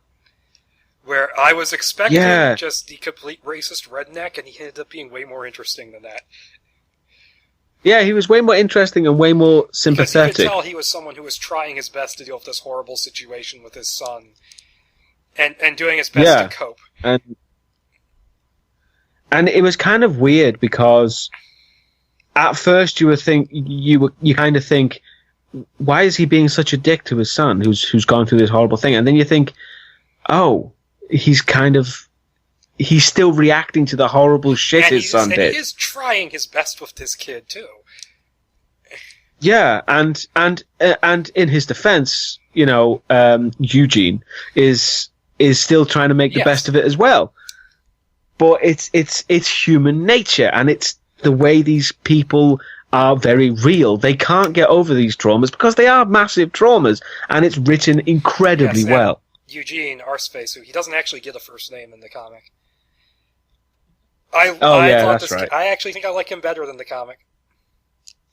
Because I would say so too. He's a lot more well-rounded. He's funny, and he has like that charm to him where he's easily one of the most bright and optimistic characters when he has every reason not to be. But he is a joke character, and his whole storyline, which is not going to happen in the show, where he becomes like a rock star, and the whole rise and fall of the rock idol or whatever that happens. That's all well and good and funny, but what they did here with him sort of trying to come back from what he did and make a better person out of himself, and just his whole sort of moral struggle that he has, and how he's sort of Jesse's voice of reason until Jesse sends him to hell on accident. Yeah, I mean, it was basically... you were basically watching this character struggle through finding redemption. And I know that sounds cliche, but the way it was done is so genuine and so human. It's really nicely done. His character, everything about it. Especially, one of my favorite moments, but one of my favorite moments is when he's now suddenly liked by everyone, but he realizes how fake it all is. And he just can't deal with that. He just knows it's fake. Mm-hmm. And that is just the most perfect moment for him, I think. He's the most honest character in the show, really. Yeah. And then Ian Coletti plays him perfectly, because he just has the perfect eyes for it. To just sort of act through that the makeup asshole on his mouth. Yeah. And he has, I mean, it literally is like those puppy dog eyes. He just does so much with them too. Like when they're there's a scene where they're in a pickup truck together and Jesse's driving and whistling. He's just looking at Jesse with this look on his face like, dude, what? Yeah. And also, I'd say about the makeup, it changed a little bit over the season. Where it was a little bit more twisted, and it was a little bit more reddish around the nose and around the edges. Whereas it was just, straight flesh colored early on in the pilot. And I like that changed, because there's something that was a little bit off looking about it at first. Yeah, I guess I never really noticed, so... Oh, I paid attention to those details. Yeah. I should probably go back and look at that. Now, I will say, we've talked about all these little side characters. Dominic Cooper was really damn good as Jesse. Absolutely. He definitely becomes the character by the end of it. Yeah, I mean, at first, he kind of moves in and out of the character, if you understand what I mean. He's trying to suppress that side of himself. Exactly, and it works for his character arc. But one of the biggest moments, I think, that really tipped me off that this is going to be something special is the first fight scene, where it's slow motion, and you see as he punches, he's got this smirk on his face, and it's so perfect. And it just works so goddamn well. Yes, he was great, and by the end of it, it's like, he's like, yeah, we're gonna look for God and shoot people. Yeah, and that last line is, we're gonna find God, and we're gonna give him help if he needs it, and if not, we're gonna kick his ass. Yeah, or something along those lines. And yeah. And I just thought that was a great way to end it as well. Book perfectly. Yeah. And one thing that, he was great. And easily to stand out was Joe Gilgun as Cassidy, who he is that character. Yeah. Even when he's out of character in interviews, he is that character. To the point where it's like you could not have found a more perfect actor. It's true. And what I found unexpected about the character, I mean, probably, I don't know if you did, because you know more about the character than I do, but I thought he became this really insightful moral compass by the end of the season that I think was very genuine. And he was talking almost from experience in a way. He's a character who can see through the bullshit. Exactly. And that's interesting, that's exactly the phrase. I don't want to give away too much about the character. He's a character who has a lot of bullshit to him. And not everything about him is exactly the way it seems. But it'll be interesting to see if they can make that play out. Yes, it will be interesting. And I know there's obviously you already know stuff they've changed about his character. The only thing I can really say for sure that they've changed is his age. They made him a little bit older. Because right. he says in the comic he's as old as the Century, and that came out in 96, 97. And he became a vampire in 1916. And here they say he's like 100-and-something-year-old vampire, which would have him be a little bit older than that. Well, I guess that would make sense if they're setting it in nowadays. Yeah, well, what I mean is that doing the math, he would have been a little bit older. He would have been a little bit older than he would have been. Oh, okay, so he's older even if you take into account that it's modern day. That's changed, okay, and he was never followed around by vampire hunters, which that never came up again in the season. Which is a shame, because I love that. That was a great introduction. From the comic. He was antagonized by vampire wannabes, which I think they might be subbing in for that a little bit. Maybe. It's interesting to see, because there's just... Well, I mean, what's weird about that encounter is that encounter kind of informed how he dealt with strange characters, like how he dealt with the angel characters. He just assumed that they were more vampire hunters. That was great when he drives in from off camera with the van that just runs them over. Yeah, and it's just it just happens, and there's not really any sound to it. It's great. But yeah, he was great. And the other thing about the character is that I don't really know who he was talking to on the phone. Because he does have a lot of friends.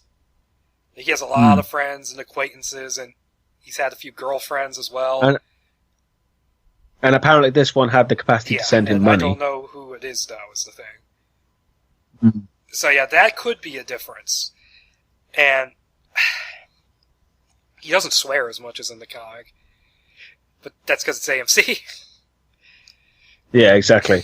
And I know you mentioned something about his eyes as well. His eyes are he hides his eyes in the comic because they're all, since they're not doing this in the show, I can talk about, but they're all fucked up, and he never takes his sunglasses off. But I mean, unless he had like Invisible Man sunglasses that just covered every gap, it wouldn't be possible. Now, granted, I wish he wore them more, but then again, he spent pretty much the entire ending of the episode wearing them, so.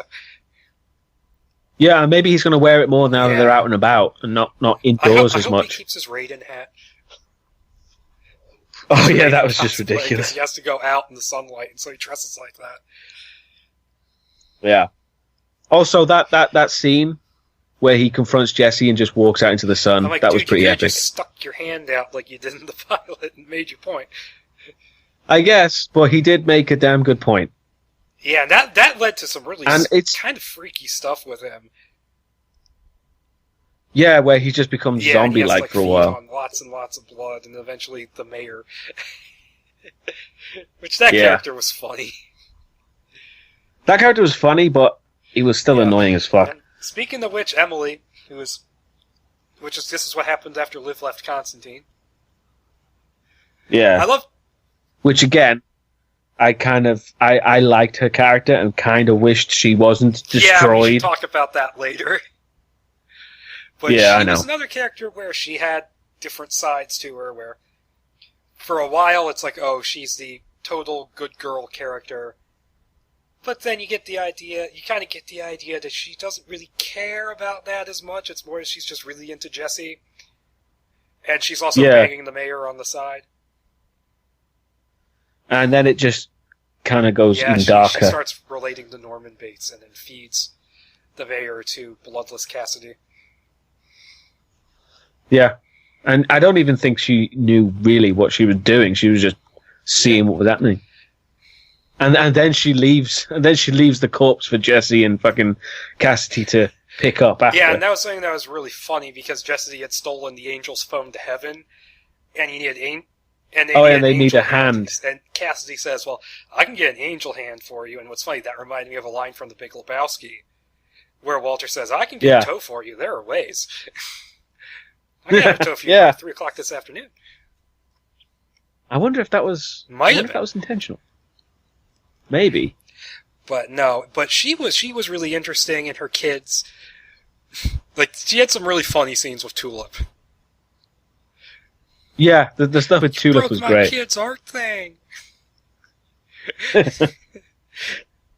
All that stuff was great. I should mention every single one of these episodes has like at least one line I want to remember from it. It does, yeah. Let's see. Preacher shot my dick off. You broke my kid's art thing. What did you do with the dinosaurs? They were going to eat that Komodo dragon anyways.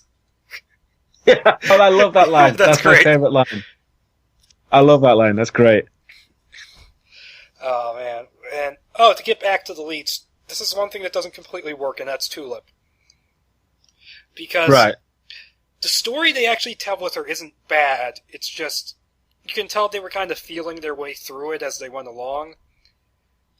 The word I would use is repetitive. Yeah, it was like they weren't quite sure what they were doing with it at first. Yeah, because it starts one way, stops, changes, then just goes back, and it keeps going back and forth. And like I said, it's very repetitive. Yeah, because the way it goes is that at first she wants Jesse to do a job. It's not entirely clear what it is, and eventually it's something to do about Carlos, who screwed them over in some vague fashion, and she talks about it a lot. And then she becomes all about getting justice for the dead hooker, which goes nowhere. Yeah, that just stops. And then that stops, and then she decides she's going to try and be a good girl. And then at the end of the season, we finally get back to the Carlos thing. And then it doesn't really amount to anything. I can totally see what they were doing. Where they wanted to build him up as being just... Because they don't show him at all. They wanted him to be just the devil himself. This kind of background character where you think he's just the worst of the worst. And then when you finally see him, he's just this schmuck. Yeah, he's just this chicken shit little prick, basically. And the payoff works. But the build-up is just too weak for it to really completely come together. I think it would have worked if it was much more focused. Instead of just being... Because she basically just kind of goes, rah, rah, Carlos, rah, rah, for a couple episodes. Yeah. And then never mentions it for, what did you say, 7 episodes, something like that? She kind of forgets about him until like the very end of episode 9. Yeah, it's true. So it's like I said, if it was a bit more, made a little bit more concise and focused, it would have worked out better. I believe season 2 does have more episodes. So. That's good. But with the Carlos thing, I did like that when they chose not to kill him, they just chose to beat the shit out of him instead. Jesse finally agrees to kill him, and she's like, "No, Jesse, you'll get blood all over you'll get blood all over the trunk." He's like, "No, I won't. He's on the wraps. You'll blow up my transaxle. Not if I aim it this way." Yeah, he's just trying to continue it. I have to admit, I love that flashback too, where he's just this total, just this total pansy, and they're just amazing together. Yeah, it was quite the Bonnie and Clyde thing. And they reach into the fucking bank vault, and and you think something shocking is going to happen, and he pulls out a double-sided anal fist. Yeah. It's like, where did they even get that shit? And he just starts following her around and going, "It'll be like Lady and the Tramp, except with our butts." Again, that was Garth a great Ennis. line. Oh, man. Yeah. Again, another great line. But then it finally made sense why she hated him so much. Because he abandoned them and basically destroyed them because of really petty reasons, and that she lost the baby. Yeah, exactly. I actually figured out that was happening because it was strongly hinted at.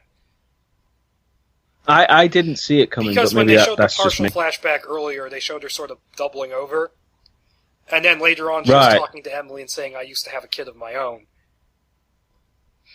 Oh, I totally missed that. It helped that I was following the subreddit. Which led to me seeing a lot of really stupid shit as well, but whatever. Like, really? The Blanc and Fiore are the parents of Genesis. Yeah, that was a stretch beyond belief. But I did think Ruznego was really good as Tulip, though. She had the proper sort of spunk and energy of the character. Yeah, and I like the fact that they didn't just make her literally white trash, which is what she is in the comic. Once you get her whole backstory, but at the beginning she definitely is. So yeah, I like the fact that they made her a bit more badass, a bit more capable. Yeah. What did you think of the running joke with her uncle always being passed out?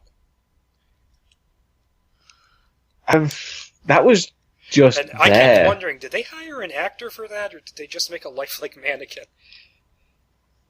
Yeah, I mean, it wouldn't make a difference, really. And he's dead, too, so... Yeah, and of course, even Carlos is dead, too, come to think of it. Well, unless he got out of there. He had, maybe, hours and hours to get out of there, so...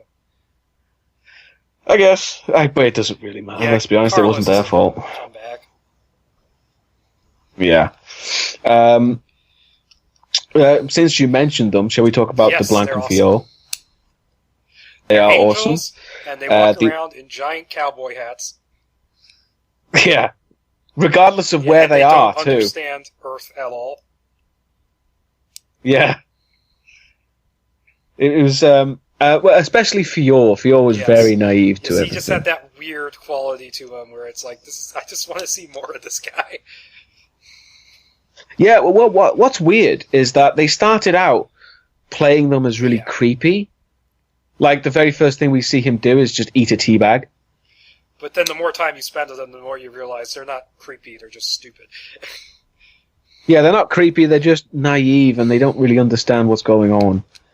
And they just want to keep this undercover and get it sorted. They don't want anyone to know what happened. Yeah, and one thing I wanted to ask, and again, spoilers, but is DeBlanc dead? I'm guessing he has to be, because anything the Saint of Killers shoots stays dead.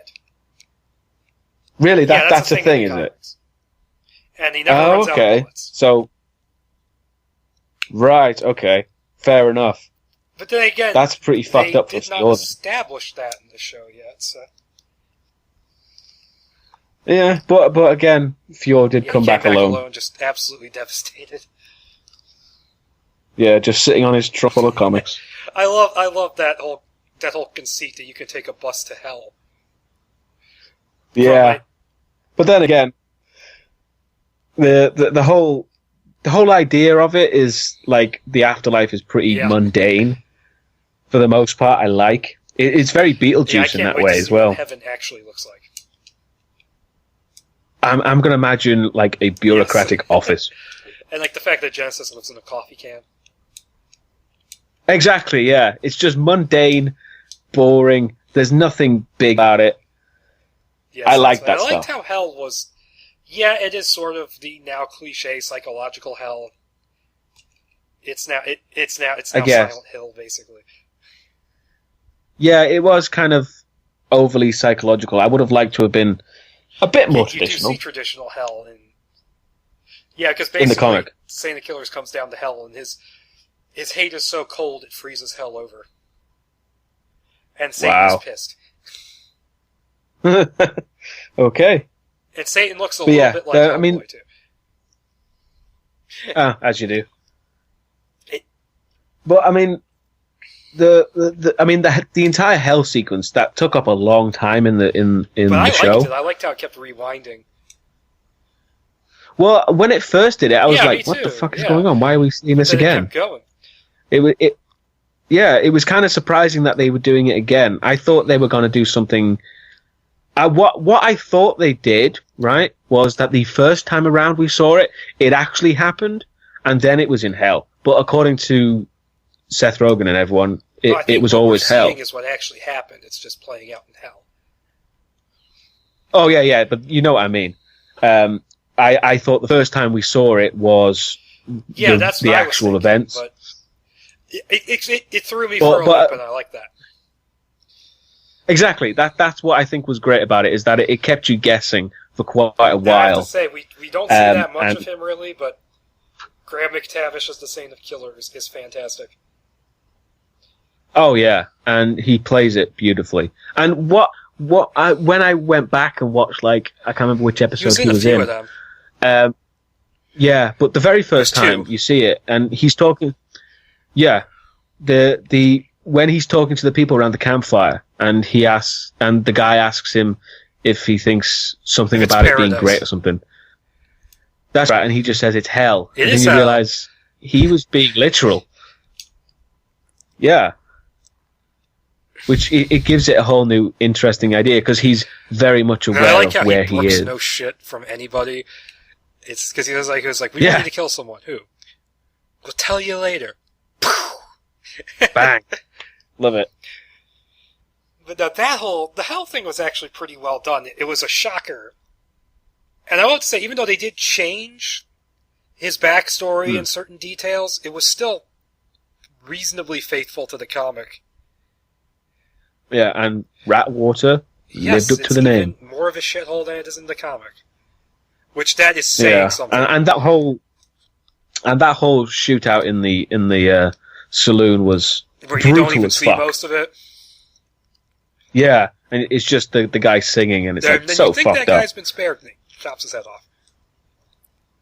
Yeah, and of course you see it like. And then after times. the last time the camera pulls out, you just see how many bodies are there. Yeah, it was great, and I mean, it was a bit unclear for me what happens afterwards, because what actually ends the whole thing? That some sort of natural disaster or something? In the comic, so I can't tell you for sure. Because what happens? It's difficult. I can tell you this because the comic doesn't do that. What happens is that it's quite a bit different. Is that he's there in town, and this other gang sort of got driven into town by the blizzard, and so he gets the medicine and leaves. And he runs into he gets caught up in the blizzard and runs into them, and they've killed like the Pioneer family. And so he gets into a shootout with them, and his horse gets killed, and he gets home late, and the family dies. And he comes back, and then goes to kill everybody, and then he kills an innocent person in the midst of his rampage, and that's what damns him to hell. But he dies before he can kill the man responsible. And so when he goes to hell, he freezes hell over. And so he gets the opportunity to go back, just so hell can go back to normal. And then, this isn't going to be shown in the series, so I think I can say this. Satan makes the mistake at the very last minute after basically what they do is because the Angel of Death doesn't want to be the Angel of Death anymore. So they reforge his sword into the Saint's guns. And they send him out on his quest. And then Satan makes the mistake of going, "Goodbye, you cold-hearted bastard," and then the Saint turns around and kills Satan. Jesus. Oh no, wait, Satan. And then the Angel of Death is like, "Oh shit, you can't do that." And then the Saint Killer gets his revenge, destroys the town, and then he doesn't go to hell, he gets put to sleep into space, and then his spirit goes around the earth being the Angel of Death until the angels wake him up in the comic. Right, so he is both the Angel of Death and the Saint of Killers, technically. Interesting, very interesting. I love the fact that reforging the sword into guns. That's clever as hell. That's a Dark Tower tie-in in a way. Because Roland's guns were supposedly forged from Excalibur. So there you go. Everything's connected. Interesting. That's really interesting. And I do hope we see more of his character in season 2. I don't just mean him doing stuff. I want to see more of his character and all that stuff. You know, his actual personality, because we didn't really get much, let's be honest. You know, and there's this backstory about him being this savage soldier. Yeah, really interesting stuff. See much of it in the comic, but given that this series has plenty of time to go, they might show more of it. Yeah, plus the fact that I've just coming off doing a Western film, I like the whole Western aesthetic now. Yes, should I recommend more? Not for reviews, just for watching. Oh, yeah. Yes, later. Off camera. Yeah. So yeah, that was great. The stuff with the Saint of Killers, woefully underused in the last episode. Last few seconds, kills the one angel assassin and goes, "Preacher." Yeah. And that's it. We did not mention the hotel fight. Oh, the hotel fight, yeah, that was amazing. Jesse, the two angels, then the angel assassin who's coming to get them and take them back to heaven. Yeah, and it's ridiculous because how do you kill something that keeps resurrecting? What happens is that you kill them, but they regenerate in a new body, and so it just keeps going and going, and there's a whole bunch of bodies piled up, and they eventually get her restrained, and then Cassidy walks in and goes, "Did you guys throw a party without me?" And then shoots her in the head, starts it all over. And he just shoots it. Yeah, and I love the fact that the whole thing is shot through like a hole in the wall. It's beautifully done. And by the end, the entire room's just bodies everywhere. I wonder how they got rid of them. Yeah. I mean, it's so good, that fight scene. It's hilarious, but also brutal as hell. I just love Cassidy just walking in at the last second. Yeah. And then, of course, their solution was to just slice its limbs off. Tie them off with tourniquets and leave her in the tub. Yeah, and then it's actually kind of fucked up because she asks to be killed by the sheriff, and he takes it really hard. But if he'd have just looked behind him, he would have saw that she was back and fine. Yeah, if she could have said something to him. Exactly, yeah. It was like such a dick move. But then she dies. And she's not coming back because Sana killed her. Yeah. Yeah. Again, if that's the way they're doing it, which I hope I don't see why they wouldn't. Yeah, exactly. Mm-hmm. And let's see, the Tom Cruise joke. Oh, the Tom Cruise joke. Do we give that away now, or do we? I mean, I don't know. It's not much of a joke if you just say it. Yeah, I mean, because we know in the very first episode, Genesis tries to inhabit him, and he just explodes on air. Like in episode 4, it's his funeral. Yeah, and they shoot him into space. Then in the finale, they shoot him into space. That's right, they shoot him in space in the last one. And it's just, everything about it is just great. During that montage set to the slowed down version of No Rain. Which, that montage was brilliant. Just showing how this place has completely changed since meeting Fake God. Yeah, and that was really fucked up as well. And the way everyone just became immoral bastards. The mascots. Who were apparently secret lovers. According to Seth Rogen, anyway. Well, it made sense to me when I remembered that the Indian guy, when he was in jail with Cassidy, he mumbled something about a big furry ass. Right. Saying that, I mean, it's so subtle to almost not be there. It was still fine, I thought. I mean, the fact that they both kill themselves on that hanging tree is basically what causes the destruction of the town, because of the cigarette. Oh, I missed that. Yeah, because he's smoking a cigarette, then he hangs himself, drops the cigarette, and that's what lights the methane. I thought what caused the problem was the pressure overload. No, because they have pressure valves that let it go. I thought but it just caught fire. It was because the guy who was minding the pressure valve died. Because he had the hooker, down there in the room with him, and he had a heart attack and died. Yeah, but I think what it was is that it was originally it releases pressure in different places every time, but this let pressure out in every single place at once. Oh, yeah, so basically the entire town was destroyed. Exactly, and that's what got caught alight, and then it just got blown up.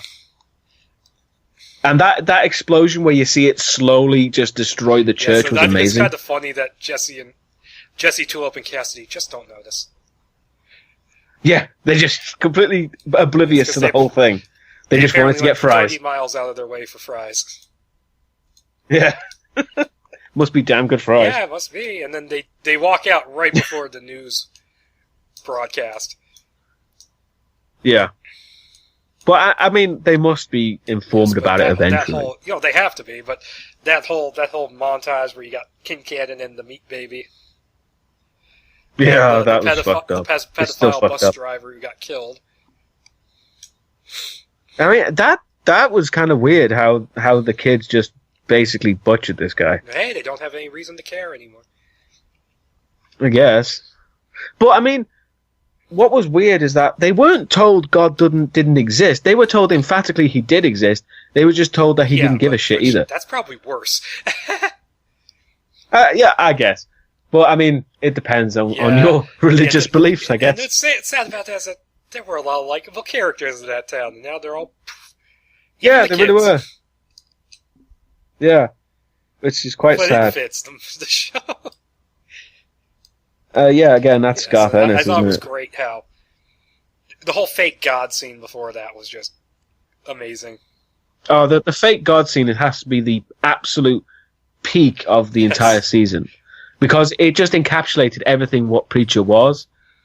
Just this really, fake as shit beard wearing guy who was just doing a job and just giving out pointless platitudes without any kind of truth to it. It was funny perfect. That the people were asking just really stupid questions. Like, I thought it was funny how she asks, of course, the obvious, why do bad things happen to good people? And she doesn't like her answer and goes, but why? And then Laura goes like, you got your turn, sit down. And then everybody's just like, what did you do with the dinosaurs? Can I get... And I love the fact... You were just about to say it. Can I get my dick back off? And I love the fact that he's just laughing with them, like this is a great moment for us, isn't it? But it basically did feel like a child sitting on fake Santa's knee at the mall. That's what it felt like to me, and I think that was perfectly in tone. And I think I read that a lot of most of the questions that were asked, they were suggestions. They put like a suggestion box out to the crew. Yes, and that's I remember Sam that. Catlin's favorite one that didn't get used was, what's the deal with mustard? What is the deal with mustard? Of course, I would have asked, what does God need with a starship? But this show isn't that awesome. Of course. No. But yeah, that was perfect, and the whole reveal of that was great, especially when Jesse uses the voice on him. That was epic. And I thought the build-up to it was great, too, where it wasn't working at first, and then and then King Cannon jumps in and tries to pull a Kanye West. Yeah. And then, it finally does work, and it makes like the AOL dial-up sound. Yeah. And so basically this is a show where they Skype God. Yeah. And it's not from the comics, but it was a perfect scene. Comics. I'm willing to bet Garth Ennis wishes he wrote it. Yeah, and I think the moment where it kind of turns dark is when Jesse says about Eugene, he sent him to hell, and God's like, how did you do that? And it's like, oh shit, this is getting a bit dark now. And I also like how, now that you mentioned Eugene, how that's becoming sort of a motivation for Jesse to get him out of hell. Yeah, it actually gives him a bit more of a less selfish reason to do what he's doing. And having Eugene be his imaginary friend. Oh yeah, I reckon that's going to be like an episode thing. Yeah, where he'll show up every now and then. Yeah, and just say a few things and then disappear. Actually, that's sort of based in the comics, actually, because Jesse does have this imaginary friend that follows him around. Only in the comics, it's John Wayne. And it's all part of the whole Western code of ethics or whatever that Jesse is supposed to embody. And it was basically his way of coping with something in his childhood. Was him forming this sort of imaginary friend who was the spirit of John Wayne. That's really interesting. So they replaced that with Arseface, probably because of copyright issues. Yeah, but also probably because people really like the character. You gotta keep him in there. And they wanted to keep him around. Yeah. Because he is pretty much iconic to the series now.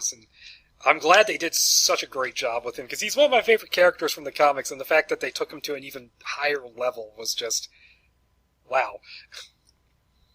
Yeah, and I think his introduction is brilliant, because it's like dark, it's scary, and then he's like, Preacher! And they repeated that later on, and they kind of pulled the rug out from under you, because when you had Cassidy in that room, recovering, and Emily's walking up, it's shot the same way.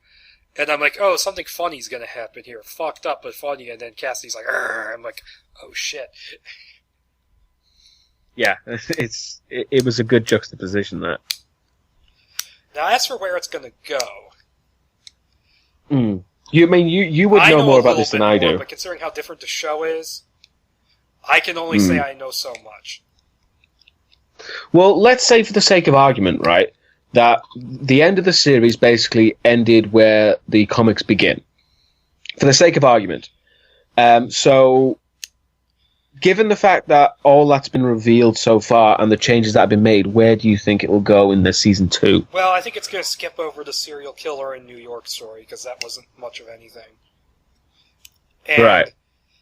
there's the arc which happens after that, which ties into Jesse's past, which that's going to happen, because even though... that was confirmed. His backstory is pretty different from what we've seen in the TV show, because his father was not a preacher in the comic. But his father was killed in front of him. And we see that Jesse has this tattoo on his back as an adult that the guy who killed his father had on his wrist. And it's a symbol that ties into something from the comic involving his backstory. And Jesse says, a mean old lady gave it to me. That's referencing a specific character, and so we're going to see that. It involves and that has been confirmed to be in season 2 as well. I'll say this much: it involves a place called Angelville and all sorts of nastiness, and I hope Michael Rooker is in it. Right. Because there's a perfect... Is he just there's a perfect again? role for him. And that's another character where they can potentially add more depth to him, because he's just this horrible character. But he has one line where he says that, where it implies that all the horrible things that happened to Jesse, he's had it much worse. Yeah. And so there's something there that the comic never quite goes into. And he also has a brother, so I'm thinking Norman Reedus. That might be a bit too much for AMC. AMC isn't going to give him 3 shows. Yeah, because they bring in Norman Reedus and then they can't get fucking rid of him again. Because people want it too much. No, that's a storyline I want, because it's the best one from the comics. It's where that line Jesse says to Tulip over the phone is, I'll love you until the end of the world. That's from that storyline. Oh, okay. It's just some of the best writing Garth Ennis has ever done. Now, the other thing that they're confirming is coming into it is there was a brief hint of this in episode 3 where the person that Tulip got the map for, she's giving it to this guy who's this bald guy who's sitting in a theater watching snuff films. And she says, she asks him, what is Grail Industries? And then he leaves without saying anything. The whole concept of Grail Industries, which is called something else in the comic, it's just called the Grail. And this character, this bald man, is hugely important. Like he ends up being a big, overarching villain. Right. So they can do some stuff with. So they'll probably do stuff with him, and that's confirmed by Seth Rogen. He talked about that on Talking Preacher. Right. Okay, that's good. And was that confirmed for season 2 or just later? Okay, because I don't see them taking that other arc and spreading it out over a whole season. I don't think they'll do that sort of slow sprawling thing like they did this season. I don't think they'll do that again. Yeah, it does feel like they're going to be a bit more, not so much one episode, but like a few episodes per arc. Up a bit. Exactly. Which I wouldn't mind. A bit more concise storytelling would be probably a good thing. I think it was necessary to do this season this way just to ease people into the absolute insanity. Yeah, but I think now they can go however they want to do it. We get more Cassidy. Hopefully what I want to see that's not confirmed is Cassidy's backstory of how he became a vampire, because you can keep that unchanged, because it doesn't matter that they shifted it up to 2016. You can still do that storyline the same way, more or less. Which would be very interesting to see. Mainly because I just want to see Joseph Gilgun play those things. Exactly, and because I think he's fantastic. Maybe they'll do one where he's a werewolf. No, that's for Underworld. Yes, that's the Last Witch Hunter. That's a very very complicated joke. Yeah, it is. Yeah, if you've seen The Last Witch Hunter, you'd know what I'm talking about. The guy who wrote The Last Witch Hunter is writing Underworld 5. Yes. But yeah, I want to see that, and there's a reveal of what his first name is, which is hilarious. Because it's a really kind of goofy name. And Jesse's giving him shit over. He's like, don't you tell anybody, I'll be ruined. Yeah. And maybe that can lead us into the potential spin-off Better Call Cassidy. Yes, indeed. I think... I mean, regardless of how much of a joke that might be, I still think he could easily run his own show. He had at least 2 issues which were devoted entirely to him. There's a backstory issue, and then there was an issue called Cassidy Blood and Whiskey, which was a one-shot where he's in New Orleans and he meets and he finally meets another vampire, and it's this pompous Anne Ricey vampire, and he just takes the complete piss out of him. Okay, yeah, see, because I would like to see, because like we said, if they do like a few episodes per arc, I think it would be cool if they did like 3 or 4 episodes maybe where it's just Cassidy doing his own thing. Or maybe do those. Or maybe I think that would be really cool. A breather episode between arcs. Yeah, just something like that, just to give him his own moment, because I think he would be really good as that, and it would really make his character shine, and we could really see some interesting moments and badass moments as well. You know, basically think of it like at least an episode's worth of his opening in the plane. Something like that.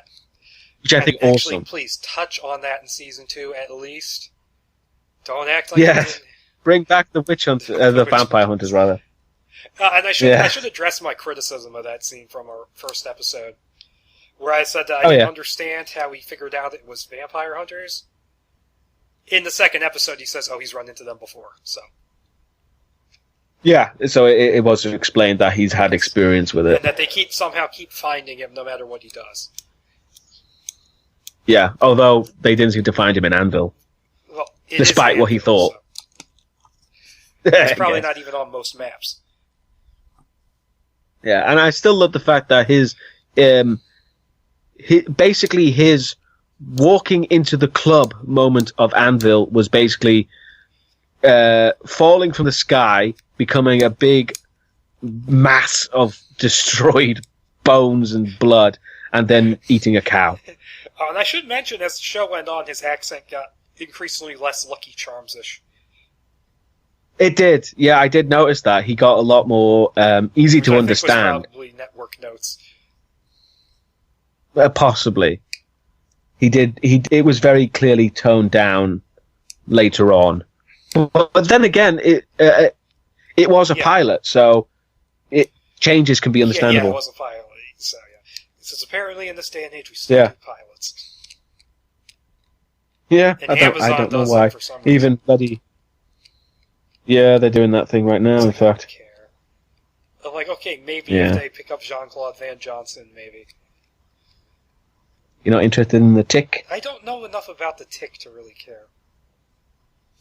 Really? I saw the pilot. It was okay. Isn't it? What's his face? Peter Serafinowicz. Oi, prick from Shaun of the Dead. Pretty much, yeah. Putting on an appalling American accent. So not as Darth Maul voice. No, definitely not.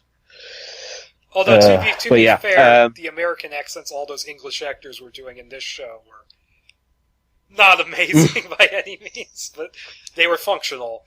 English actors coming over there stealing your acting jobs. Their southern accents were functional, but not much more. That's a good point, actually, because to me they sounded perfectly fine, but you're around that every day. Well, you see, the thing is that they had generic southern, which Texas doesn't necessarily sound like that. Well, I mean, to me, you don't sound southern. No, because I'm not from the South originally. Right, yeah, so and I've lived all over the South, so it's probably a medley of that. Right, okay. But yeah, the accents to me didn't seem out of place because I'm probably not used to any of that. Whereas with say Constantine, you notice the accents immediately. Oh yeah, exactly. Especially when it's a Welsh accent, being Welsh. But I guess when it comes to like Southern accents, it's kind of like when an American comes over and does an Irish accent. They always go for a Dublin accent, which is very different to, say, a Cork accent or any other South island. Well, people were saying that Joseph Gilgun was doing every Irish accent in his accent. Yeah, but I think he did get a bit more traditional near the end. I don't tend to notice bad British accents.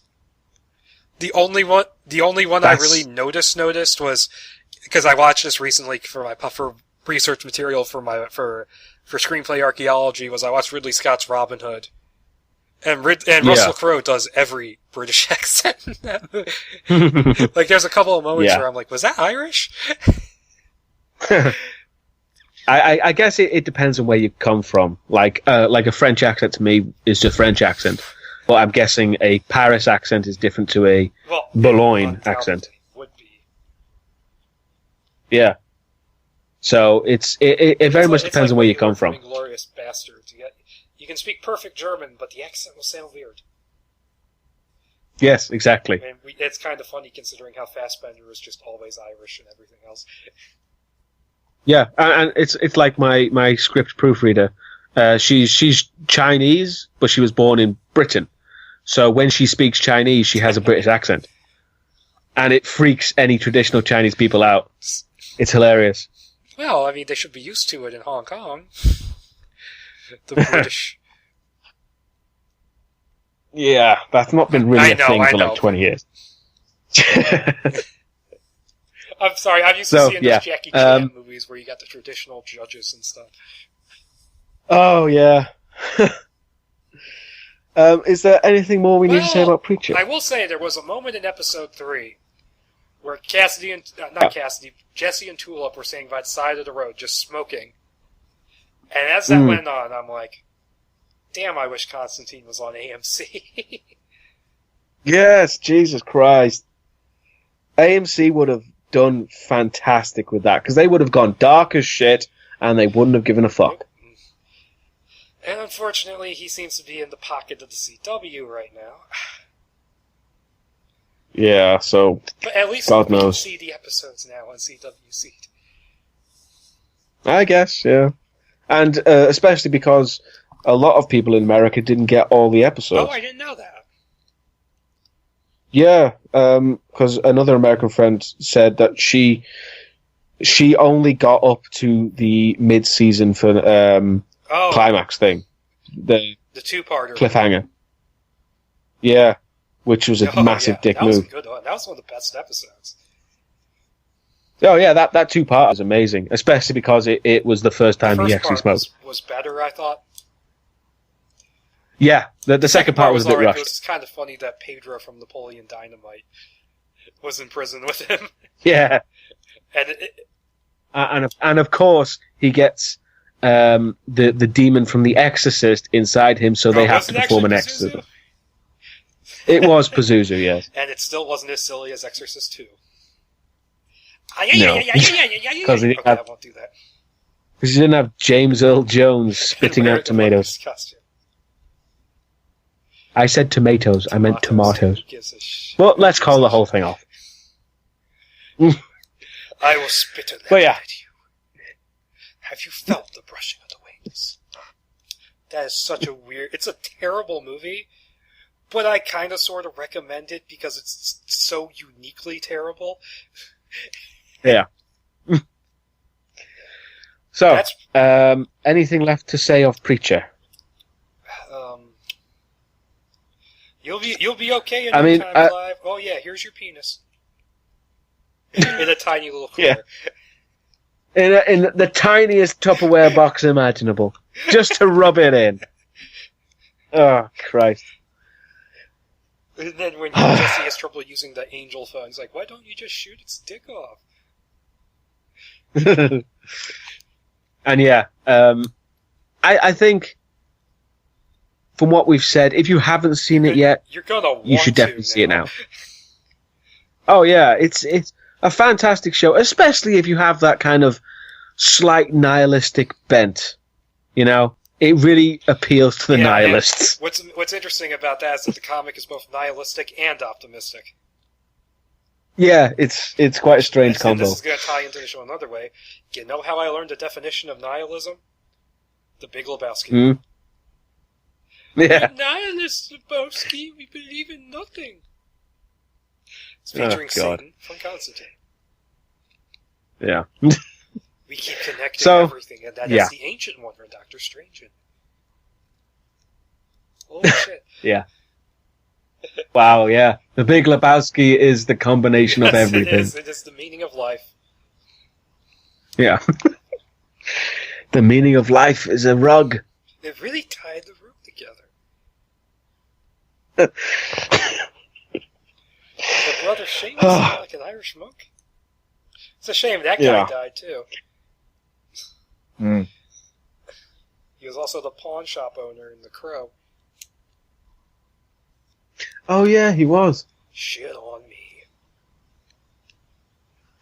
That's all he said. You owe me a fucking new door. Okay, we're quoting The Crow now. Let's. Yeah, I think we need to wrap it up. I think we've said everything about Preacher that can possibly be said ever. Yeah, I mean, we could go into minute detail, but we'd just be repeating ourselves, really. Yeah, we would be, especially those first 4 episodes, which were just kind of, lazy, sort of ease into the show.